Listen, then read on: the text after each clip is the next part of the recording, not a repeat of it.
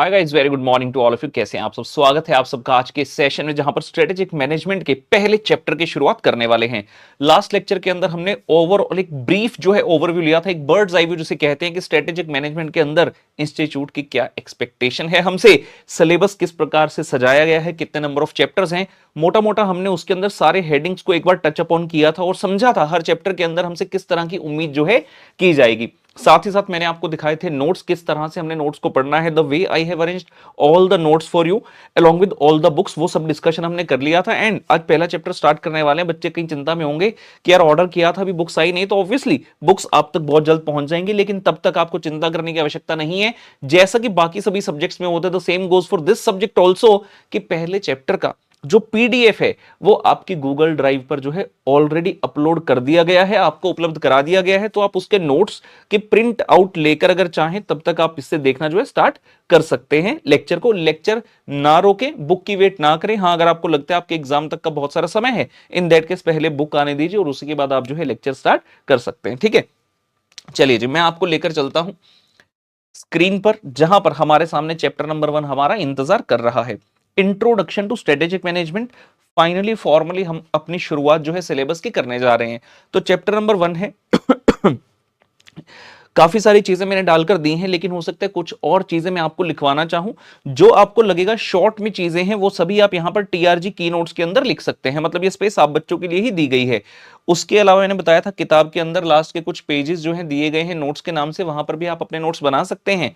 लेकिन साथ ही साथ अगर आपको लगे मैं कुछ लिखवा रहा हूं जिसके लिए ये वाली स्पेस आपके लिए सफिशिएंट नहीं है, या फिर आप उसको और ऑर्गेनाइज फॉर्म में बेटर तरीके से लिखना चाहते हैं, मैं कुछ डायग्राम बनवा रहा हूं, चार्ट्स बनवा रहा हूं, तो उसके लिए आप किस चीज का प्रयोग कर सकते हैं। जैसे मैंने बताया था, या तो शॉर्ट एक कॉपी या छोटा सा एक पतला रजिस्टर लगा लें, नहीं तो आप क्या करें, प्रेफरेबल है, मार्केट में आते हैं स्टिकी नोट्स, इसको बोलते हैं स्टिकी नोट्स, साइज वाले, एक बेटर साइज वाले जो है, बड़े साइज वाले ले लेना और उस पर लिखकर यहां पर जिस टॉपिक का है वहीं पर आप चिपका लेना, सो दैट एक रेडी रेफरेंस का वो चीज आपके लिए पुत्र काम करने करेगी। ठीक है ना, कुछ भी होगा मैं साथ साथ आपको चीजें लिखवाता रहूंगा, लेकिन मेन क्या होगा, मुझसे किसी भी तरह के रट्टे की ज्यादा एक्सपेक्टेशन मत करना कि सर रट्टा लगवा दें, हमें याद हो जाए, हम एग्जाम में जाकर याद आ जाए। कई सारे टीचर्स का ये फॉर्मेट एक रहता है, मेरे यहां फॉर्मेट नहीं है। मैं मेनली बात करूंगा लॉजिक्स के ऊपर और इतनी बार रिवाइज करा दूंगा कि ऑटोमेटिकली सबकॉन्शियस माइंड में चली जाएगी। होता क्या बेटा, जब हम कॉन्शियसली रट्टा मारते हैं ना थ्योरी सब्जेक्ट में, थ्योरी सब्जेक्ट बच्चा सोचता है कि भाई रट्टा मार लो एग्जाम तक याद रह जाएगा, नहीं रहेगा। इतना सारा सिलेबस है, इतने सारे सब्जेक्ट्स हैं, आपको क्या लगता है जो आज रट्टा मारोगे वो एग्जाम डे पे याद आ जाएगा? हो ही नहीं सकता। एग्जाम डे पर मेनली जो चीज काम में आएगी, लॉजिक्स काम में आएंगे, लेकिन हाँ आपको याद करने पड़ेंगे मेजर हेडिंग सब हेडिंग, जहां पर होगा मैं आपको साथ साथ बता दूंगा। चलिए जी, तो इसी के साथ शुरुआत करते हैं। शुरुआत करने वाले हैं नए सब्जेक्ट की, और माता रानी का नाम लिए बिना शुरुआत कैसे कर सकते हैं? तो जयकारा शेरवाली दा बोल साचे दरबार की जय।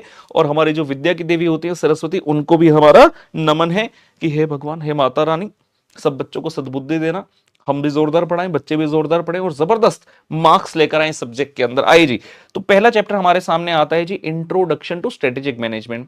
जैसा कि चैप्टर के नाम से क्लियर है, वो कहता है भाई मैं इस चैप्टर में ना आपको स्ट्रेटेजिक मैनेजमेंट की मेन बातें बताऊंगा कि स्ट्रेटेजिक मैनेजमेंट क्या होता है, क्या इसका नेचर है, एडवांटेज क्या है, लिमिटेशंस क्या है, किन किन टाइप की ऑर्गेनाइजेशंस के लिए होता है, और स्ट्रेटेजी जो है कौन बनाता है, कौन उसको फॉलो करता है, कौन इंप्लीमेंट करता है, फॉर्मुलेट कौन करता है। ओवरऑल ऐसी बातें जो है हम करेंगे इस पर्टिकुलर चैप्टर के अंदर।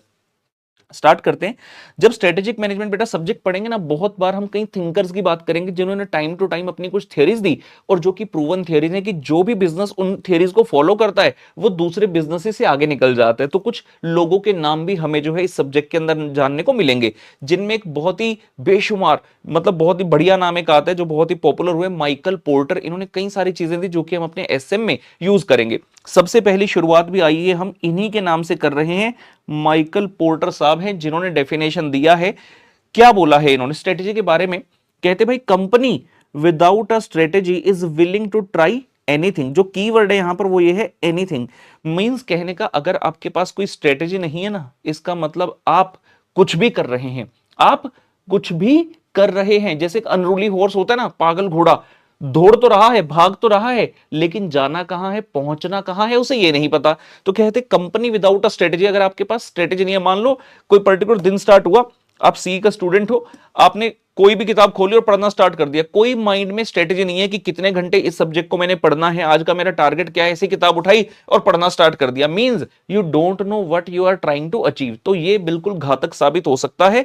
मींस कहने का कोई भी कंपनी आज के मार्केट प्लेस में, आज की इंडस्ट्री में, कोई भी ऑर्गेनाइजेशन जो कर रही है ऑपरेट, उसके लिए बड़ा जरूरी है ये जानना कि भाई मैं अचीव क्या करना चाहता हूं, ठीक है ना। चाहे कोई लिविंग बीइंग है, non living means the businesses, सभी के लिए ऑब्वियसली स्ट्रेटेजी होना आवश्यक है। बहुत ही बढ़िया लाइन एक और हमारे सामने आती, strategy is not the consequence of planning. ऐसा नहीं है कि पहले प्लानिंग होगी फिर स्ट्रेटेजी होगी, strategy is not the consequence of planning but the opposite, it's the starting point. भाई ये क्या कह रहा है, तो मैं यहां पर बनाना चाहूंगा कुछ चित्र, यहां पर हम दे देते हैं हेडिंग, यहां पर मैं नंबर देता जाऊंगा, लेट्स से नंबर 1, नंबर 1 दे दिया और यहां पर मैं नंबर 1 डालकर लिख दूंगा, सो दैट वहां से हमारी क्या हो जाएगी, कोरिलेशन हो जाएगी कि नंबर 1 वहां पर लिखे तो नंबर 1 जो है यहां पर मैं एक्सप्लेन कर रहा हूं। तो अकॉर्डिंगली आप भी जब अपनी चिट्स एक्सेट्रा लगाएंगे वहां पर नंबर लगाकर जो है करें, और हर पेज पर हम एक नया नंबर दे सकते हैं। हो सकता है इस पेज पर मैं आपको 1 2 3 4 4 चीजें लिखवाऊं, 4 जगह यहां पर नंबर डाल दिया और उसकी एक्सप्लेनेशन अपने नोट्स में लिखूंगा अलग से, यहां पर इसको मैं नोट्स कह रहा हूं, ठीक है ना। आप क्या करेंगे, आप भी जब अपने स्टिकी नोट्स लगाएंगे, अलग से रजिस्टर बना रहे हैं या फिर यहां पर टीआरजी की नोट्स में लिख रहे हैं, तो यहां पर भी आप जैसे नंबर 1 लिखना है तो 1 यहां पर डाल दीजिए, मींस 1 रिलेट्स टू दिस। मान लो नंबर 2 जो है मैंने यहां लिखा और इसकी एक्सप्लेनेशन आपने यहां पर लिखी है, तो नंबर 2 यहां पर डाल दीजिए, सो दैट यू में नो कि ये जो नंबर 2 पॉइंट है ये हमारा किस चीज की फर्दरेंस में है, किस चीज की एक्सप्लेनेशन में है पुत्र। So what are we trying to say in this, हम क्या कह रहे हैं, पॉइंट नंबर 1 हम कह रहे हैं strategy is not the consequence of planning. We are saying simply कि ऐसा नहीं है, ऐसा नहीं है कि पहले प्लानिंग होगी और फिर स्ट्रेटेजी आएगी।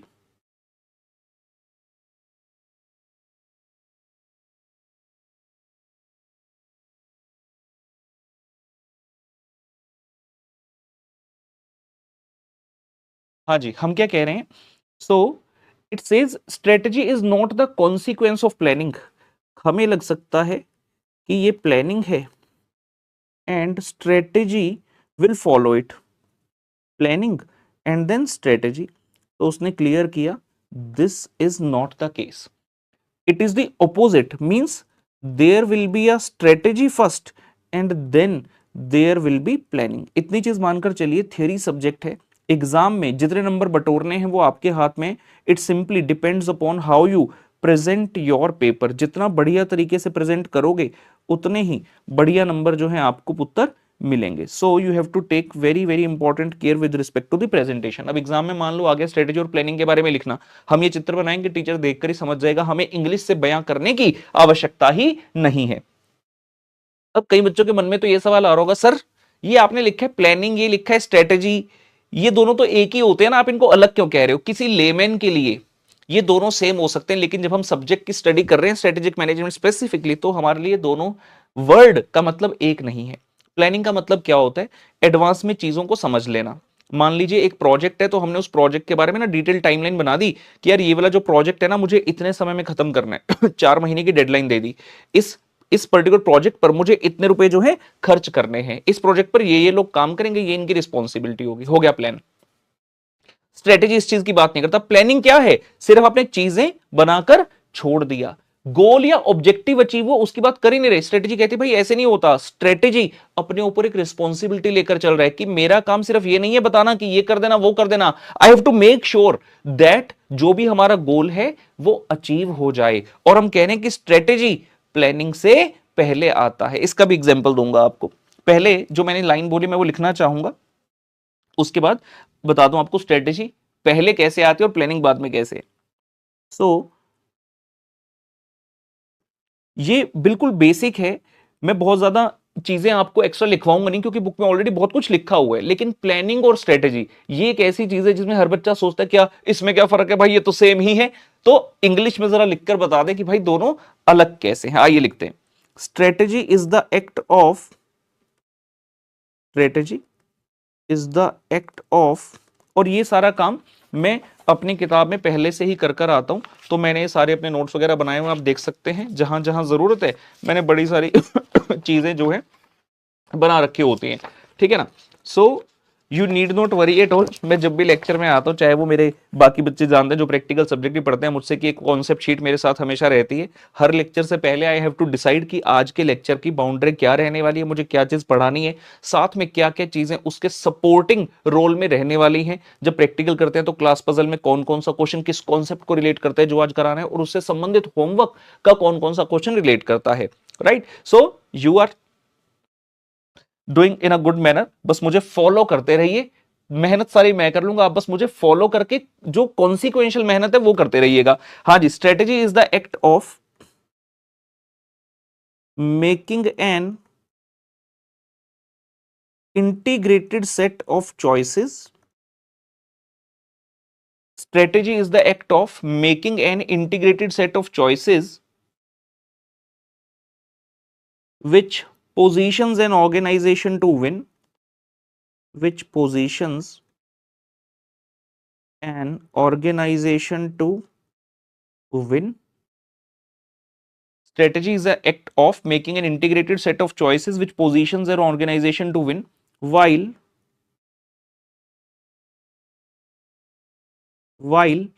planning is the act of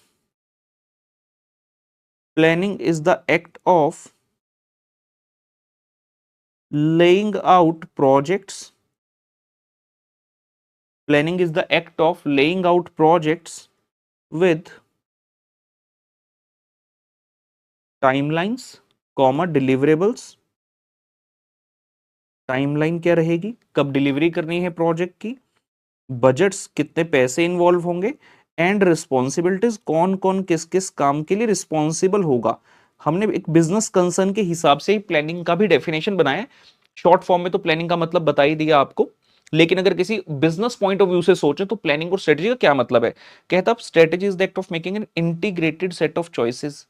integrated का मतलब कोऑर्डिनेटेड। हम सिर्फ एक चीज नहीं देख रहे, ओवरऑल की बात कर रहे हैं कि किस प्रकार से कोऑर्डिनेशन होगा, इंटीग्रेशन होगा, which positions an organisation to win. और हमारा मेन मकसद क्या है कि ऑर्गेनाइजेशन जीत जाए, जो गोल जो ऑब्जेक्टिव है वो अचीव हो जाए। विन का मतलब क्या है, आप कब कहोगे कि भाई मैं विन कर गया, जब आपका एग्जाम पास हो जाएगा, आपका ग्रुप पास हो गया, आपका सी एंटर पास होगा, आपको यस आई हैव वन, तो ये हमारा गोल ऑब्जेक्टिव था। लेकिन प्लानिंग शॉर्ट रेंज की बात करता है, प्लानिंग का एरिया ही अलग है। Planning is the act of laying out the project, कि भाई ये ना प्रोजेक्ट है, हमें ये करना है, किस टाइमलाइन में करना है, डिलीवरेबल। मान लीजिए मैं एक ऑर्गेनाइजेशन हूं, सॉफ्टवेयर बनाता हूं क्लाइंट के लिए, तो कब तक मुझे डिलीवरी करनी है, बजट्स कितने पैसे इन्वॉल्व होंगे, एंड रिस्पॉन्सिबिलिटी कौन कौन सी टीम और कौन कौन सी टीम का कौन कौन सा मेंबर इसके लिए रिस्पॉन्सिबल रहेगा। प्लानिंग इसकी बात करता है, simple as that. Strategy planning से एक कदम आगे है।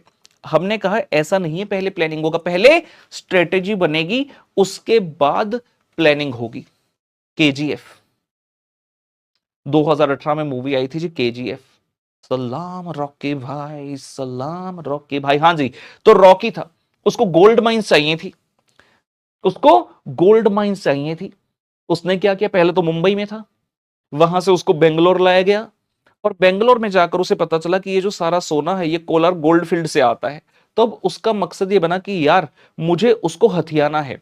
तो सबसे पहले एज अ स्ट्रेटेजी उसका काम क्या था, पहला जो कदम उसने रखा कि he has to reach anyhow to the gold mine, that was the strategy. Strategy का मतलब क्या है, योजना, योजना बनाना। जितने भी ग्रंथ उठाकर देख लो, रामायण हुई, महाभारत हुई, जब जब जरूरत पड़ी तो सबने योजना ही बनाई है किसी भी विकट परिस्थिति से बाहर निकलने के लिए। तो आज भी तो हम यही कह रहे हैं, बिजनेसमैन के सामने तो हर रोज एक नई परिस्थिति है विकट, जहां पर कॉम्पिटिटर आपसे कंपीट करके आपसे आगे निकलने में लगा हुआ है, तो हमें योजना बनानी है। तो रॉकी भाई ने योजना बनाई कि किसी भी तरह पहले मुझे लैंड होना है कहां, कोलार गोल्ड फील्ड में। एक बार स्ट्रेटेजिकली मैं वहां पहुंच गया, फिर मैं प्लानिंग करूंगा कि आगे मुझे किस तरह से बढ़ना है। तो सबसे पहला जो स्टेप होगा वो हमेशा स्ट्रेटेजिकल स्टेप होगा, वो हमेशा स्ट्रेटेजी होगा। प्लानिंग विल फॉलो दैट, ना कि स्ट्रेटेजी फॉलोज प्लानिंग, राइट। तो यहां से हमें ये चीज समझ में आई है। आइए उसके बाद, ठीक है ना, ये डेफिनेशन किन्होंने दिया, अंकल जी का नाम भूल जाओ तो भी कोई दिक्कत नहीं है, हेनरी मिंट्सबर्ग ने ये वाली चीज कही थी जो हमने अभी भी पढ़ी प्लानिंग और स्ट्रेटेजी के बारे में। इंट्रोडक्शन टू स्ट्रेटेजिक मैनेजमेंट जो हमारा चैप्टर है, इसके अंदर कुल मिलाकर हमारे पास आने वाले हैं पुत्र 5 topics. Meaning and nature of strategic management, concept of strategy, strategic management का importance and limitation, strategic intent जहां पर हम vision, mission, goal, objective, values के बारे में पढ़ेंगे, और अंत में आ जाएगा स्ट्रेटेजिक लेवल्स इन ऑर्गेनाइजेशन। ऐसा जरूरी नहीं है कि इनको इसी हायरार्की में पढ़ना है। कई बार होगा कि कोई टॉपिक, मान लो टॉपिक नंबर 1 या टॉपिक नंबर 2 टॉपिक 4 या 5 से कनेक्टेड है, तो we will jump over that. लेकिन हाँ, इतना श्योर है कि हम एक बार में एक चैप्टर को खत्म करेंगे, उसके बाद ही सेकंड पर जाएंगे। बहुत सारे लोग क्या करते हैं, सब्जेक्ट, पूरे सब्जेक्ट में से कोई भी टॉपिक उठाया उसको पढ़ाना स्टार्ट कर देते हैं, चैप्टर भी नहीं, किसी चैप्टर का कोई टॉपिक उठा लिया, फिर किसी और चैप्टर का कोई टॉपिक। तो मैं ऐसा नहीं करूंगा, हम बिल्कुल एक सिस्टमेटिक मैनर में जाएंगे, जैसा आपको पता है, जैसा प्रैक्टिकल में भी रहता है, एक सिस्टमेटिक मैनर में जाएंगे टॉपिक बाय टॉपिक समझते चलेंगे और उसमें अपनी निपुणता बनाते चलेंगे, ठीक है जी। तो 5 हेड है, मतलब इस तरह के 5 हेडिंग आपके सामने इस चैप्टर के अंदर पुत्र आने वाले हैं। तो हमारे सामने सबसे पहले आ रहा है जी meaning and nature of strategic management. Exam में बड़े ही सिंपली वो पूछ सकते हैं, भाई स्ट्रेटेजिक मैनेजमेंट के बारे में बताओ, 3 मार्क्स 2 मार्क्स में आपसे पूछ लेगा। तो समझते हैं, 2 वर्ड हैं इसके अंदर, स्ट्रेटेजिक और मैनेजमेंट है। पहले हम समझ रहे हैं मैनेजमेंट, मैंने क्या सिखाया था, इस ये मेन हेड हो गया, इसके अंदर जो रेड कलर होगा वो सब हेड होगा। तो यहां पर ये है इसका सब हेड, इसके अंदर जो आपको ये पॉइंट्स दिख रहे हैं ये इसके सब हेड हैं। ये A1, ए के अंदर ग्रीन जो लाइट ब्लू कलर का बैकग्राउंड है, और ये हो गया पुत्र A2। आगे बढ़ा, यहां पर स्ट्रेटेजिक मैनेजमेंट फिर से रेड कलर का हेडिंग है, मतलब इट इज B। तो इस टॉपिक के अंदर 2 मेन सब हेड है। पहले समझ रहे हैं मैनेजमेंट का मतलब क्या है, स्ट्रेटेजी का तो सीख लिया है और आगे भी सीखेंगे, कॉन्सेप्ट ऑफ स्ट्रेटेजी आ ही रहा है, फिर ओवरऑल स्ट्रेटेजिक मैनेजमेंट का क्या मतलब है वो यहां से हम पढ़ लेंगे। आइए जी, लेट्स सी दिस। कहते जी सबसे पहले understanding the term management. Management वैसे तो सबको पता होगा, आप कहोगे मैनेजमेंट में क्या है भाई, मैनेजमेंट का मतलब है मैनेज करना, to get the things done, business study में सबने पढ़ा हुआ है, सबको आता है। लेकिन हमें अब स्ट्रेटेजिक मैनेजमेंट के हिसाब से पढ़ना है। इंस्टीट्यूट ने आपके मॉड्यूल में 2 पॉइंट अगर बनाए हैं, हमें उसी के तहत रहते हुए इस चीज को समेटना है। एग्जाम में अगर आए तो हमें यही लिखना होगा, मतलब इन्हीं टॉपिक्स के अराउंड बात करनी होगी। लैंग्वेज आपकी हो सकती है, लेकिन अगर इस टॉपिक से हटकर जनरल बात करेंगे तो नंबर नहीं मिलेंगे, right. So it is very important to understand in the same manner as the institute wants it. Meaning and nature of strategic management. कहते जी the term management is used in 2 senses. कहते 2 तरह से बात कर सकते हैं मैनेजमेंट की। सबसे पहले की ग्रुप इन द ऑर्गेनाइजेशन, बिना पढ़े ही हमें समझ आ गया कि यहां पर ये कहेगा किसी भी ऑर्गेनाइजेशन के अंदर जो मैनेजमेंट है वो की ग्रुप है, जिसके पास पावर है सब प्रकार के डिसीजंस लेने की, and everybody else in the organization has to just follow that. आइए देखते हैं, कहते जी management is a key group in an organization in charge of its affairs. In charge of its affairs, किसके अफेयर्स, ऑर्गेनाइजेशन के अफेयर्स का जो इंचार्ज है उसका नाम रख दिया management. It says management is the chief organ entrusted with the task of making it a purposeful and the productive entity. Purposeful and productive entity कहता उसको बनाने की जिम्मेवारी है मैनेजमेंट के ऊपर। हम सब जानते हैं organization is an artificial entity. Organization तो आर्टिफिशियल एंटिटी है, उसको क्या पता क्या करना है, तो उसको प्रोडक्टिव कौन बनाएगा, management will ensure that it becomes a productive entity, it becomes a purposeful so that it may have certain purposes. जैसे एक नेचुरल ह्यूमन बीइंग के भाई पर्पस है कि अपना ये गोल है लाइफ में, ये चीज अचीव करनी है। सिमिलरली ऑर्गेनाइजेशन क्यों बनाई, so that I can achieve something. क्या अचीव करना है, पर्पस क्या है तुम्हारा, मैनेजमेंट डिसाइड करेगी, एंड उस पर्पस को अचीव करने के लिए you will have to be productive, otherwise race में पीछे रह जाओगे। तो कहते हैं ये मैनेजमेंट का काम है। ये करेंगे कैसे, कहते हैं आप बनाओगे कैसे इसे पर्पसफुल और प्रोडक्टिव। आइए देखें, by undertaking the task of bringing together and integrating the disorganized resources of manpower, money, material, technology which are then combined into a functioning whole। क्या कहने की कोशिश यहां पर की जा रही है, कहता जी इंटीग्रेट करेंगे किसको, disorganized resources, bringing together man power, money, material and technology. Organization के पास भैया रिसोर्सेज तो सारे हैं, कहते हैं मैन पावर भी है, लोग हैं काम करने के लिए, मनी मतलब पैसे की कोई दिक्कत नहीं मटेरियल सारा है, टेक्नोलॉजी भी है।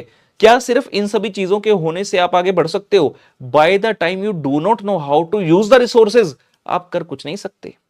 जब तक आपके पास ऐसा दिमाग ना हो जो कि इन रिसोर्सेज को कंबाइन कर सके, ये आपके किसी भी काम का नहीं है। We have seen lot of business empire जिनके पास सब कुछ था फिर भी वो डूब गए, क्योंकि वहां मैनेजमेंट ऐसी नहीं थी जो कि इन डिसऑर्गेनाइज्ड रिसोर्सेज को कंबाइन कर सके। डिसऑर्गेनाइज का मतलब क्या है कि आपस में सब अलग अलग पड़े हैं, मैन, मटेरियल अपना टेक्नोलॉजी एंड मनी, ये सब अलग अलग पड़ा है। इन सब डिसऑर्गेनाइज सोर्सेज को कंबाइन करके एक साथ लाना, वर्ड लिखा है ब्रिंगिंग टुगेदर, आपको इन सबको एक साथ लेकर आना पड़ेगा। And which are then combined into a functioning whole, और फिर इनसे मिलकर हम फंक्शनिंग अपनी स्टार्ट करते हैं, जहां पर सभी एक कॉमन सेंस के साथ, एक कॉमन पर्पस के साथ काम कर रहे हैं, so as to achieve the objective of the organisation. तो ये कौन करेगा? ये काम है मैनेजमेंट का।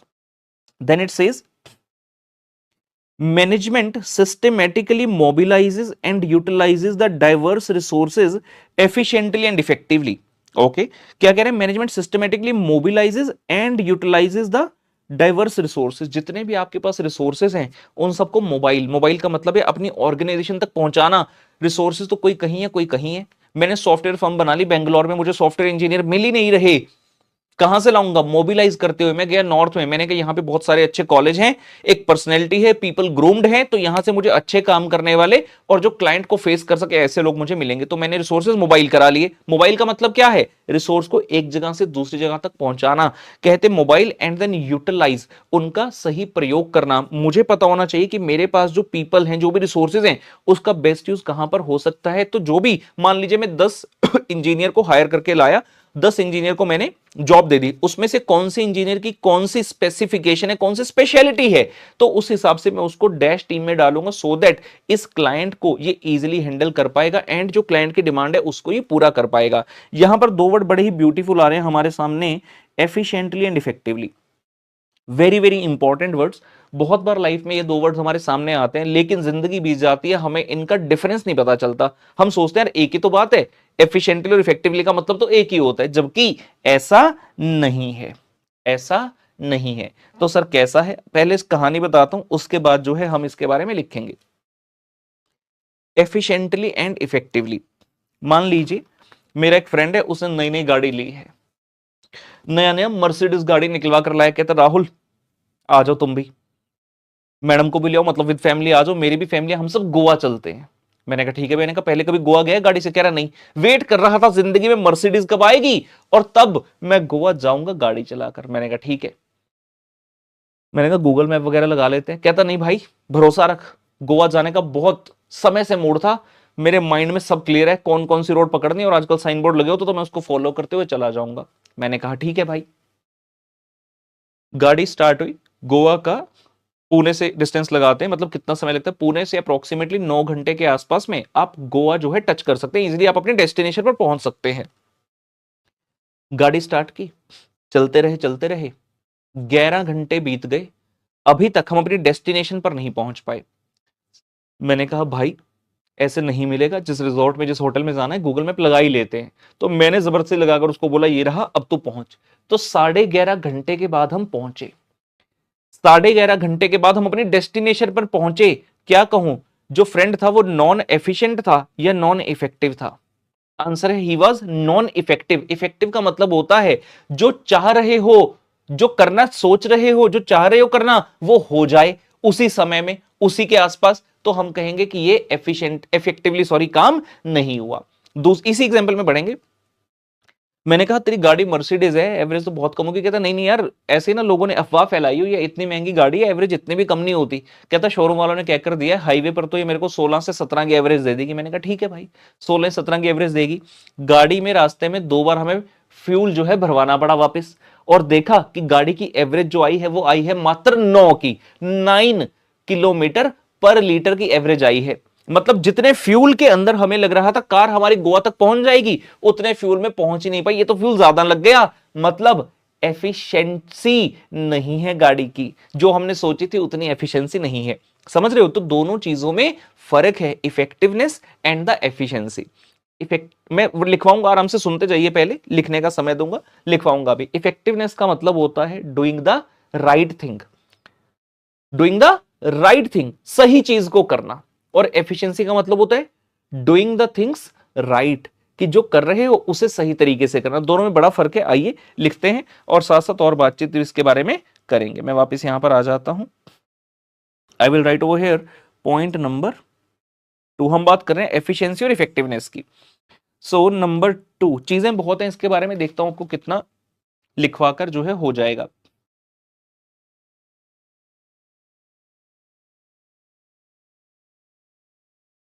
आइए, effectiveness means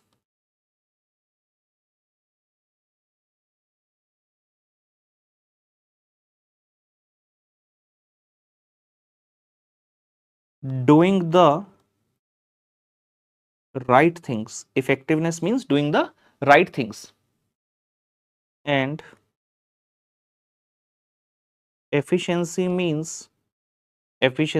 Puttar, doing the things right. Efficiency means doing the things right.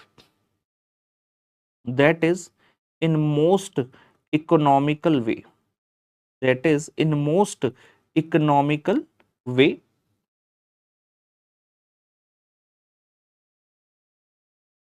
Effectiveness का मतलब है डूइंग द राइट थिंग्स, जो कर रहे हो पता तो है ना कि वही करना है, और अगर पता चल गया फिर उसको सही बेस्ट तरीके से कैसे करें, वो होता है एफिशिएंसी। तो efficiency means doing the things right, that is the most economical way, लिख सकते हैं इसमें आगे। Meaning thereby that meaning thereby to do it with minimum wastage of time, meaning thereby to do it with minimum wastage of time and optimum use of resources and optimum use of resources, ये मतलब है इसका। तो दोनों चीजें absolutely clear होनी चाहिए। Effectiveness का मतलब क्या, डूइंग द राइट थिंग्स, मतलब जो अचीव करना चाहते हो क्या वही कर रहे हो, एक बार समझ में आ गया कि हाँ यही कर रहे हैं, उसको बेस्ट तरीके से किस तरह कर सकते हो, उसको बोलते हैं एफिशिएंसी। कुछ चीजें ऐसी होंगी जो आपको लगेगा कि यार सर जो ये बोल रहे हैं क्या मैं ये भी लिख लूं जो हिंदी में बोला, हाँ जी लिख लीजिए, सो दैट रिवीजन के समय पर आपको कहीं पर भी लॉजिक में डाउट ना आए। The things should be absolutely clear to अस।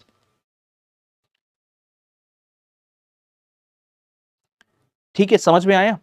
अब मान लीजिए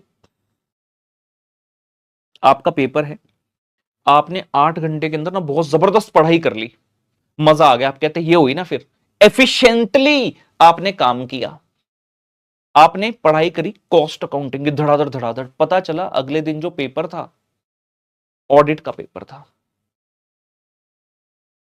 क्या आपकी एफिशिएंसी से कुछ पॉजिटिव हुआ? आंसर है नहीं, क्योंकि इफेक्टिवनेस ही नहीं थी। मुझे पहले इफेक्टिव चीज डिसाइड करनी है, पहले इफेक्टिवनेस डिसाइड होगी, एफिशिएंसी उसके बाद आएगी। मतलब पहले भाई ये तो देख लेता पेपर किस चीज का है, उसके बाद एफिशिएंसी दिखाता।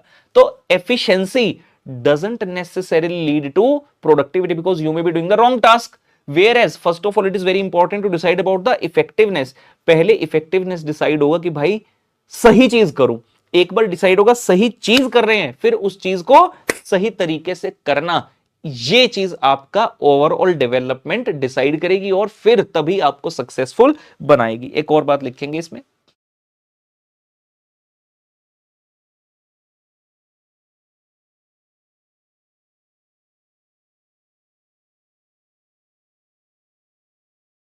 Being effective leads to increased productivity. Being effective leads to increased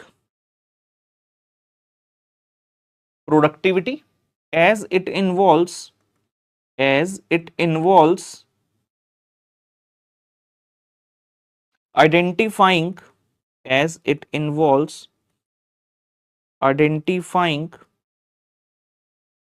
the most important tasks as it involves identifying the most important tasks and doing them first। Being effective मतलब सबसे पहले जो भी एक्टिविटीज है पहचानो कि सबसे पहले मुझे कौन सी करनी है, कौन सी जरूरी है, तो प्रोडक्टिविटी आपकी बढ़ेगी, और उसके बाद एफिशिएंसी से काम करना है। So efficiency doesn't necessarily lead to productivity, efficiency doesn't necessarily lead to productivity as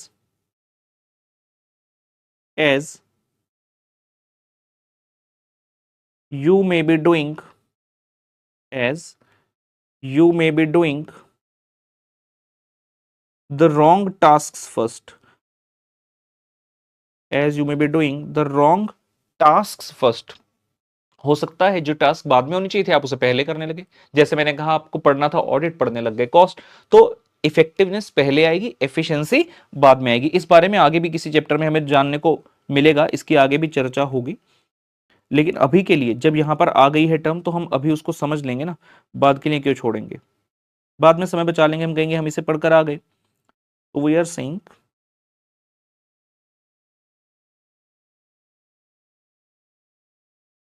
effectiveness and then efficiency, ये इंटर रिलेशनशिप्स सारी हमें क्लियर होनी चाहिए। So we are saying first there will be effectiveness and then there will be efficiency. लिखिए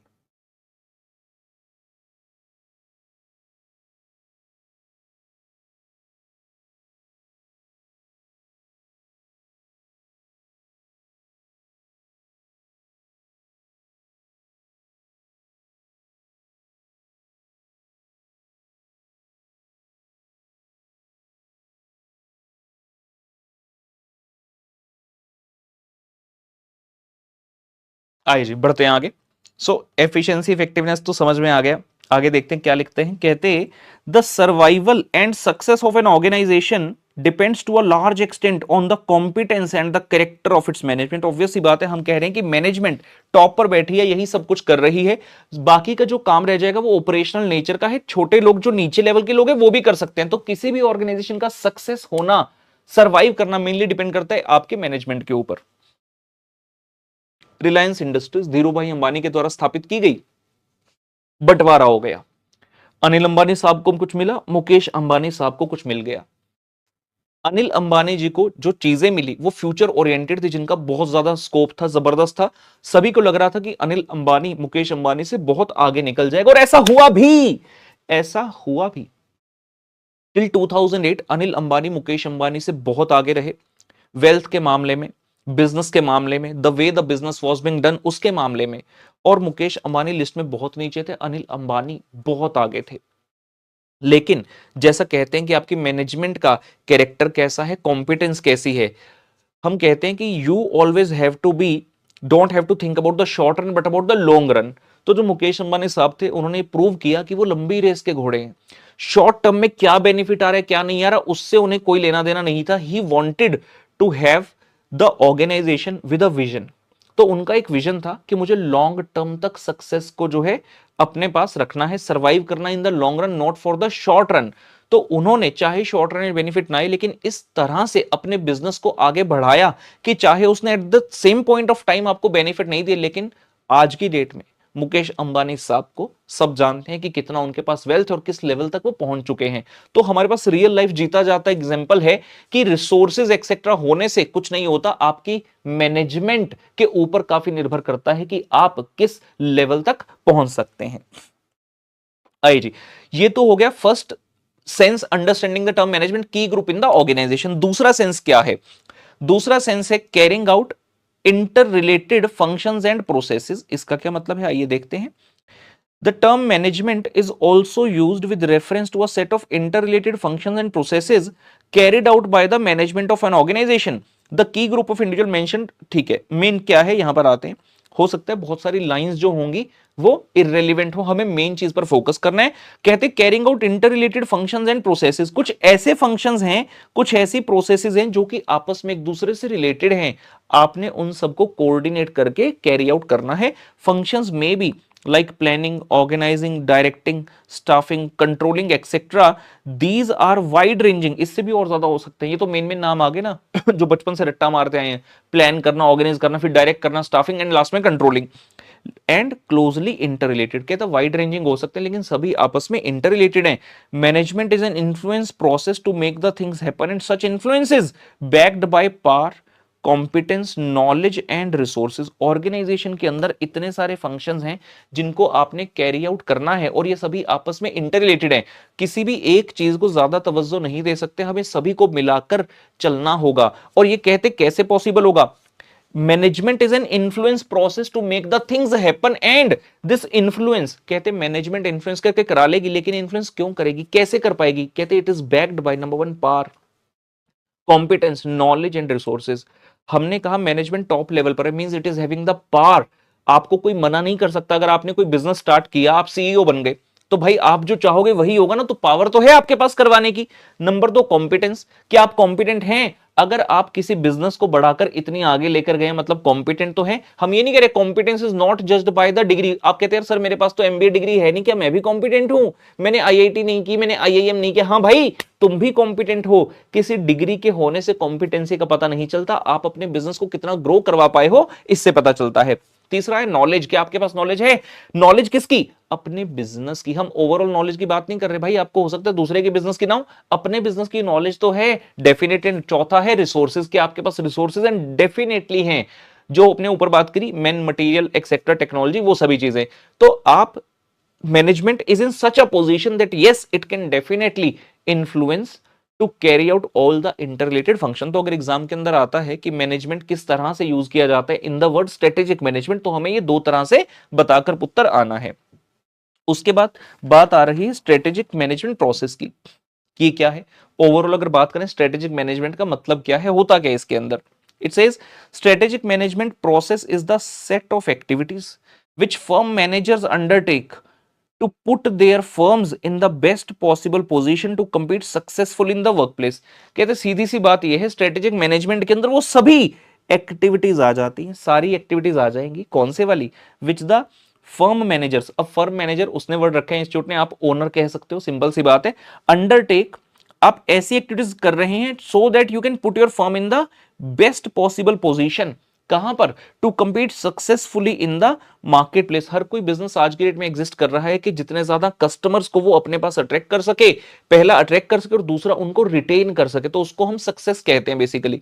तो market place में कहते हैं अगर आपने जो भी सेट ऑफ एक्टिविटी लिया so that you can stay over there, you can survive over there, you can compete with the other competitors successfully, उन सभी एक्टिविटीज को हम कहेंगे that yes these are encompassed in the strategic management process. Then इसके बारे में obviously और भी बातें चलती रहेंगी। Strategic management is made up of several distinct activities. इसके अंदर कहते हैं बड़ी सारी एक्टिविटी है, वो पढ़ा तो हमने, सेट ऑफ एक्टिविटी बता तो रहा है। Developing the firms vision and mission, सबसे पहले फर्म का विजन तैयार करना कि लॉन्ग रन क्या है और फिर हम करते क्या है, मिशन। इसके बारे में डिटेल इस चैप्टर में आगे आएगी। स्ट्रेटेजिक एनालिसिस करना, ये हमने सीखा था चैप्टर नंबर 2 और 3 में, हमें जानने को मिलेगा एक्सटर्नल एनवायरनमेंट, इंटरनल एनवायरनमेंट का एनालिसिस करना। डेवलपिंग द ऑब्जेक्टिव्स, हमारा ऑब्जेक्टिव क्या है, मेजरेबल टारगेट बनाना, भाई this is the thing we want to achieve. Creating, choosing and implementing various kind of strategy, सोचना, क्रिएट करना, उसमें से बेस्ट चूज करना और उस स्ट्रेटेजी को इंप्लीमेंट करना। And finally measuring and evaluating the performance, की भाई जो स्ट्रेटेजी लगाई थी हमने, so that I wanted to achieve this particular objective, तो क्या मेरी ये स्ट्रेटेजी सक्सेसफुल हो पाई या नहीं हो पाई। तो स्ट्रेटेजिक मैनेजमेंट प्रोसेस के अंदर ये सभी चीजें आएंगी। बेसिकली फर्स्ट चैप्टर में जो भी पढ़ने वाले हैं आगे, vision, mission, goal, objective, value system, वो सब इसी के अंदर एनकंपास पुत्र किया गया है। ये हमारा पहला हेड रहा, ये हमारा पहला हेड रहा। I am making very sure कि हर एक चीज की इनफ डिटेल आपके साथ डिस्कस करता रहूं सो दैट हमारे पास कंटेंट की लिखने के लिए कभी भी कमी ना हो, और आपको ये चीजें बाय हार्ट जो है याद रखनी है। जैसे अब आ गया मैनेजमेंट। अब मैनेजमेंट के अंदर अगर की ग्रुप याद रह गया, की ग्रुप के अंदर आपके पास बहुत सारी इंफॉर्मेशन है, आई एम वेरी श्योर आप लिखाओगे। हेडिंग दूसरा, carrying out inter related functions and processes, heading याद रह गया तो आप लिखाओगे, लेकिन मेन क्या है, इस हेड को याद रखना। तो we will have to make the efforts to memorize this thing. आइए जी आगे बढ़ते हैं। हमारे सामने दूसरा हेडिंग आ रहा है, concept of strategy. Concept of strategy क्या कहता है, स्ट्रेटेजी के बारे में जानना चाह रहे हैं। और मैंने क्या कहा, स्ट्रेटेजी का मतलब क्या है, योजना। स्ट्रेटेजी का मतलब क्या है, योजना, स्ट्रेटेजी बनाना। बहुत बार जो चीज आपको लगता है कि सीधे तरीके से हो जाएगी, वो सीधे तरीके से नहीं होती, फिर आपको योजना बनानी पड़ती है उस चीज को किसी और तरीके से करने के लिए। महाभारत में जब पहली बार अर्जुन जी और श्री कृष्ण जी का मिलना होता है, जब पहली बार अर्जुन जी और श्री कृष्ण जी का मिलना होता है, तो पता चलता है कि जो श्री कृष्ण जी की सिस्टर थी सुभद्रा, उसके पीछे एक राक्षस लगा हुआ था, राक्षस का नाम मैं भूल गया।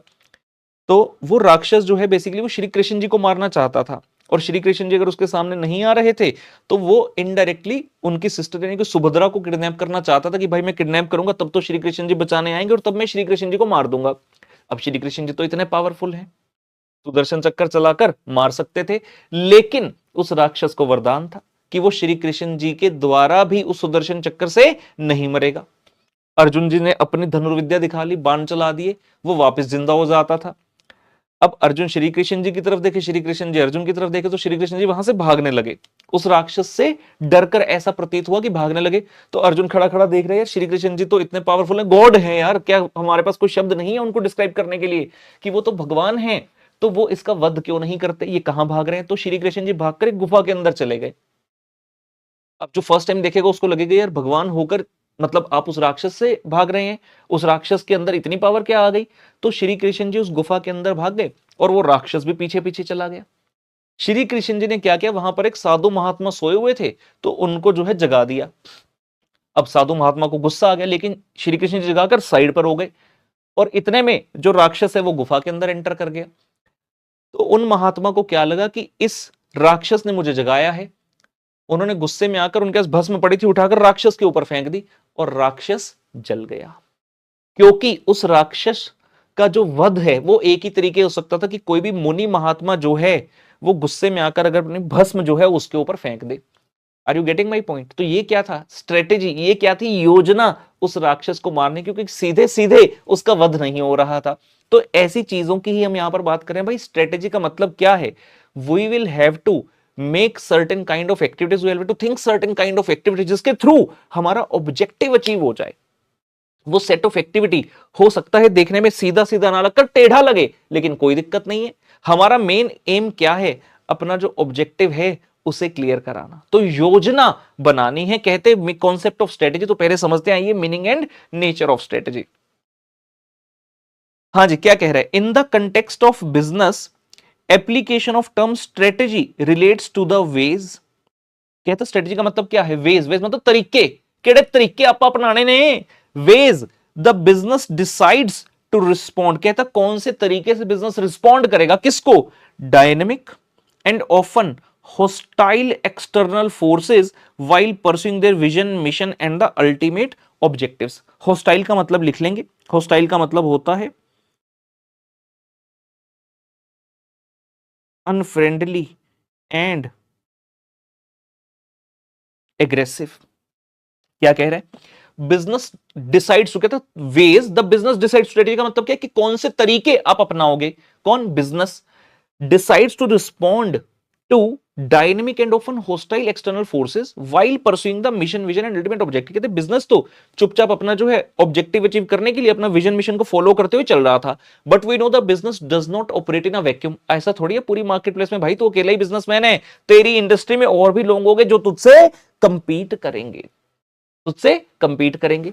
अब एक कॉम्पिटिटर ने अपनी एक चाल चल दी, अब मैं किस तरीके से रिस्पॉन्ड करूंगा उसको कहते हैं स्ट्रेटेजी। क्या लिखा हमने, business response to the dynamic and hostile external force. External force आई है, डायनेमिक है, क्यों, अपने कॉम्पिटिटर की अगली चाल क्या होगी मैं नहीं जानता हूं, एंड होस्टाइल होगी। Normally it is a hostile thing, competitor है तो ऑब्वियसली मेरे फायदे की चीज तो करेगा नहीं, कुछ ऐसी चीज करेगा जो अनफ्रेंडली होगी। हो सकता है अपने कोई नया प्रोडक्ट लॉन्च कर दिया, एग्रेसिव तरीके से उसको मार्केट के अंदर ले आया, हो सकता है एग्रेसिव तरीके से उसको मार्केट के अंदर ले आया। Are you getting my point. तो उस तरह से जो भी हम अपनी चाल चलेंगे वो क्या होगा, हमारी स्ट्रेटेजी होगी। एग्जाम्पल के लिए बात करते हैं, बीएमडब्ल्यू ने मेनली दो तरह की गाड़ियां निकाली हैं, एक है सिडान, एक है सिडान, ठीक है ना, जिसको बोलते हैं 3 series, 5 series, 7 series, 3 series, 5 series, 7 series, और कुछ समय पहले उन्होंने अपनी BMW ग्रैंड कूपे 2 करके भी लॉन्च किया। ये सारी सिडान गाड़ियां हैं। उसके अलावा SUVs हैं, X1 है, X3 है, X5 है, X7 है। मेनली उन्होंने क्या किया, कहते यार ये सिडान है, ये SUV है, क्यों ना एक स्पोर्ट्स टाइप ऑफ चीज निकालें जिसमें सिडान की भी फील आ जाए, जिसमें SUV की भी फील आ जाए। तो उन्होंने एक नई सेगमेंट निकाल दी, नाम रख दिया कूपे, कूपे। और उस गाड़ी में 2 वेरिएंट निकाल दिए, X4, X6। अब BMW का डायरेक्टली कॉम्पिटिटर कौन है, अब मारुति को तो कॉम्पिटिटर नहीं कह सकते ना, आप ये नहीं कह सकते दोनों ऑटोमोबाइल हैं, मारुति एंड BMW आपस में कंपीट कर रहे हैं, फिर Hyundai BMW से कंपीट कर रहे हैं, नहीं, मारुति Hyundai से कंपीट कर रहा है, होंडा से कंपीट कर रहा है, एमजी से कंपीट कर रहा है, किया से कंपीट कर रहा है, वोक्सवैगन से कंपीट कर रहा है, लेकिन बीएमडब्ल्यू से नहीं कर रहा, मर्सिडीज से नहीं कर रहा, ऑडी से नहीं कर रहा। इनकी सेगमेंट अलग हो गई, बीएमडब्ल्यू, मर्सिडीज, ऑडी। बीएमडब्ल्यू ने अपनी एक गाड़ी निकाल दी जिसमें सिडान के भी फीचर हैं, एसयूवी के भी फीचर हैं, नाम रख दिया कूपे। अब ऑडी और मर्सिडीज सोच रहे हैं भाई हम क्या करें। ऑडी देखता ही रह गया, ऑडी उसके अगेंस्ट में कितने साल हो गए कोई गाड़ी निकाल ही नहीं पाया।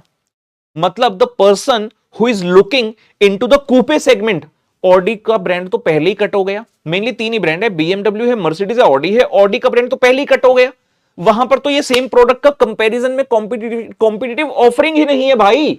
लेकिन मर्सिडीज ने क्या किया, मर्सिडीज ने जीएलसी और जीएलई कूपे निकाल दिया। मर्सिडीज ने भी अपनी सेम सेगमेंट की गाड़ी निकाल दी कूपे के नाम से, यानी कि the person who is looking to buy in the coupe segment, अब उसके पास बीएमडब्ल्यू के साथ साथ मर्सिडीज में भी ऑप्शन होंगे। Are you getting my point. हो क्या रहा है, अगर एक कॉम्पिटिटर ने अपनी चाल चली, नया प्रोडक्ट है, नया सर्विस ऑफरिंग निकाला, तो दूसरा पीछे पीछे जा रहा है, क्योंकि ये जो dynamic and external hostile forces हैं, इनको मैं रिस्पॉन्ड कैसे करता हूं, वो मेरी स्ट्रेटजी है। तो जो बीएमडब्ल्यू के कंपैरिजन में, बीएमडब्ल्यू के स्टेप के बाद मर्सिडीज ने किया, वो उसके स्ट्रेटेजी का हिस्सा बन गया। समझ में आ रही है चीज क्या हो रहा है। इस तरह से सोचना है हमें, ठीक है। जहां पर आपको लगे एग्जाम्पल लिखना है, आप एग्जाम्पल अपना लिख सकते हैं। सिमिलर चीज हुई कुछ साल पहले, जियो की एंट्री हुई मार्केट में। उस समय पर एयरटेल, वोडाफोन और आइडिया, इन तीन ब्रांड्स का बोलबाला था।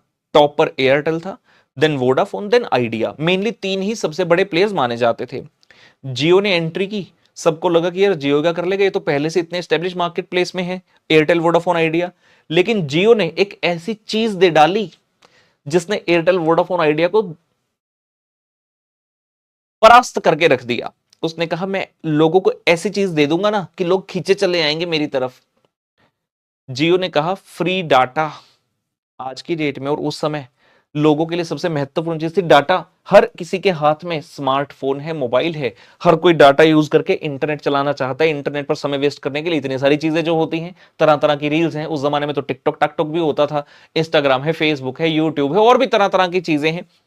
फ्री डाटा, ऐसे लगा किसी ने 3 टाइम का खाना फ्री कर दिया। लोग भाग भाग कर जियो के सेंटर्स पर जाते थे और फटाफट से जियो का सिम ले लेते थे। कॉलिंग भी फ्री, 2 साल तक फ्री, मौज लूटो। जिनके पास सिम नहीं था, मतलब जो नए लोग हैं, वो तो जियो का ले ही रहे थे। जो पुराने थे वो कहते अच्छा हमारे पास एयरटेल है, वोडाफोन है, आइडिया है, छोड़ो इतना महंगा कौन लेगा, फ्री में जब मिल रहा है तो जा जाकर फ्री में। फिर कुछ लोग रिलक्टेंट थे, कहते नहीं नहीं we don't want this, we will be loyal customers. तो जियो ने स्कीम लॉन्च कर दी, कहते चिंता मत करो, एक हमारा नंबर है, मिस कॉल दो, उसके ऊपर हमारा रिप्रेजेंटेटिव तुम्हारे घर आएगा, भाई तुम्हारे घर आ जाएगा, तुम्हें वहीं पर सिम ला कर दे देगा, तुम्हें ना आना पड़े। तो इतनी जबरदस्त चीज ले आए कि पूरी मार्केट को डिसरप्ट करके रख दिया। तो it was one of the most hostile and dynamic external force of all the times in the business industry. Vodafone और आइडिया को समझ ही नहीं आया क्या करें। कुछ समय पश्चात दोनों ने मर्ज करने का फैसला किया, क्योंकि उन्हें समझ आ गया कि अगर हम अकेले अकेले ऑपरेट करेंगे तो इस जायंट से कभी भी टक्कर नहीं ले पाएंगे। और वहीं एयरटेल को अपना पूरा बिजनेस प्लान हिलाना पड़ा। Normal consumer, direct consumer segment, retail segment को छोड़कर वो कॉर्पोरेट सेगमेंट की तरफ चला गया, जहां पर उसने लीज्ड लाइंस एक्सेट्रा उस धंधे में घुस गया। और वहां से मेजर प्रॉफिट आज की डेट में भी एयरटेल को आते हैं, जिसके कारण एयरटेल सर्वाइव कर पाया। So this is all happening in the world. तो ये जो भी हम कॉम्पिटिटर के करने के बाद अपना एक्शन ले रहे हैं, that is simply a strategy. But ऐसा नहीं है हमेशा कि कॉम्पिटिटर के बाद ही हमें लेना है, हम खुद का भी एक्शन पहले ले सकते हैं, वो भी स्ट्रेटेजी का हिस्सा बनेगा। उसके बारे में थोड़ा डिटेल में आगे हमें मिलेगी नॉलेज, जहां पर हम पढ़ेंगे स्ट्रेटेजीज रिएक्टिव, स्ट्रेटेजीज प्रोएक्टिव, वहां पर इस चीज की और बातचीत उत्तर करेंगे।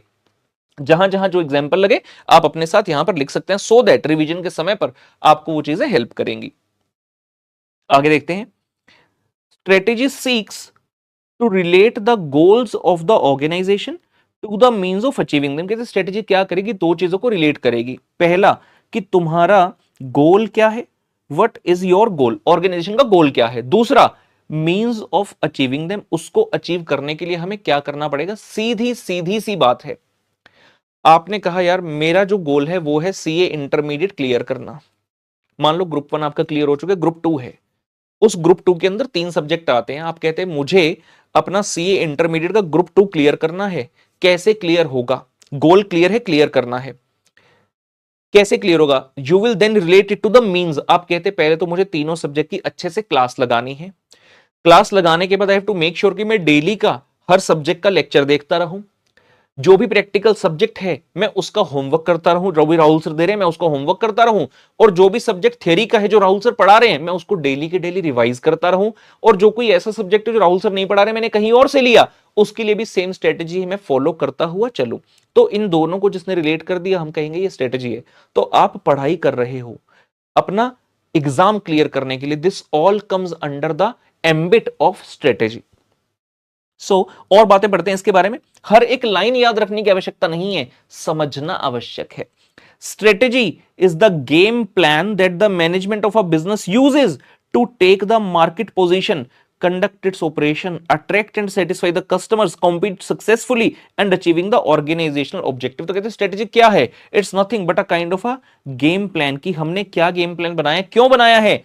सो that we can take the market position, market में अपने आप को पोजीशन कर सके कि भाई हम भी यहां पर बैठे हैं। अगर ऑर्गेनाइज इंडस्ट्री के अंदर 6 प्लेयर पहले से हैं, हम 7वें हैं, तो हमें ऐसा वैसा मत समझो कि हम आज आएंगे कल चले जाएंगे, नहीं, हम यहीं रहेंगे। तो अपनी पोजीशन स्ट्रॉन्ग करना इन the industry.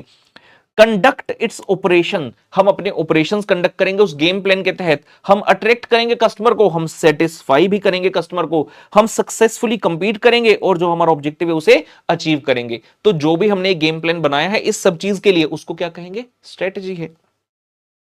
Strategy is consciously considered and flexibly designed scheme of corporate intended action. क्या बोल रहा है? बहुत सारे शब्द हमें मिलते जाएंगे और ये शब्द की वर्ड्स होंगे जिन्हें नहीं भूलना है। जैसे यहां पर बोल रहे हैं इट इज कॉन्शियसली कंसीडर्ड, मतलब अपने पूरे होशो हवास में हमने इसको कंसीडर किया है।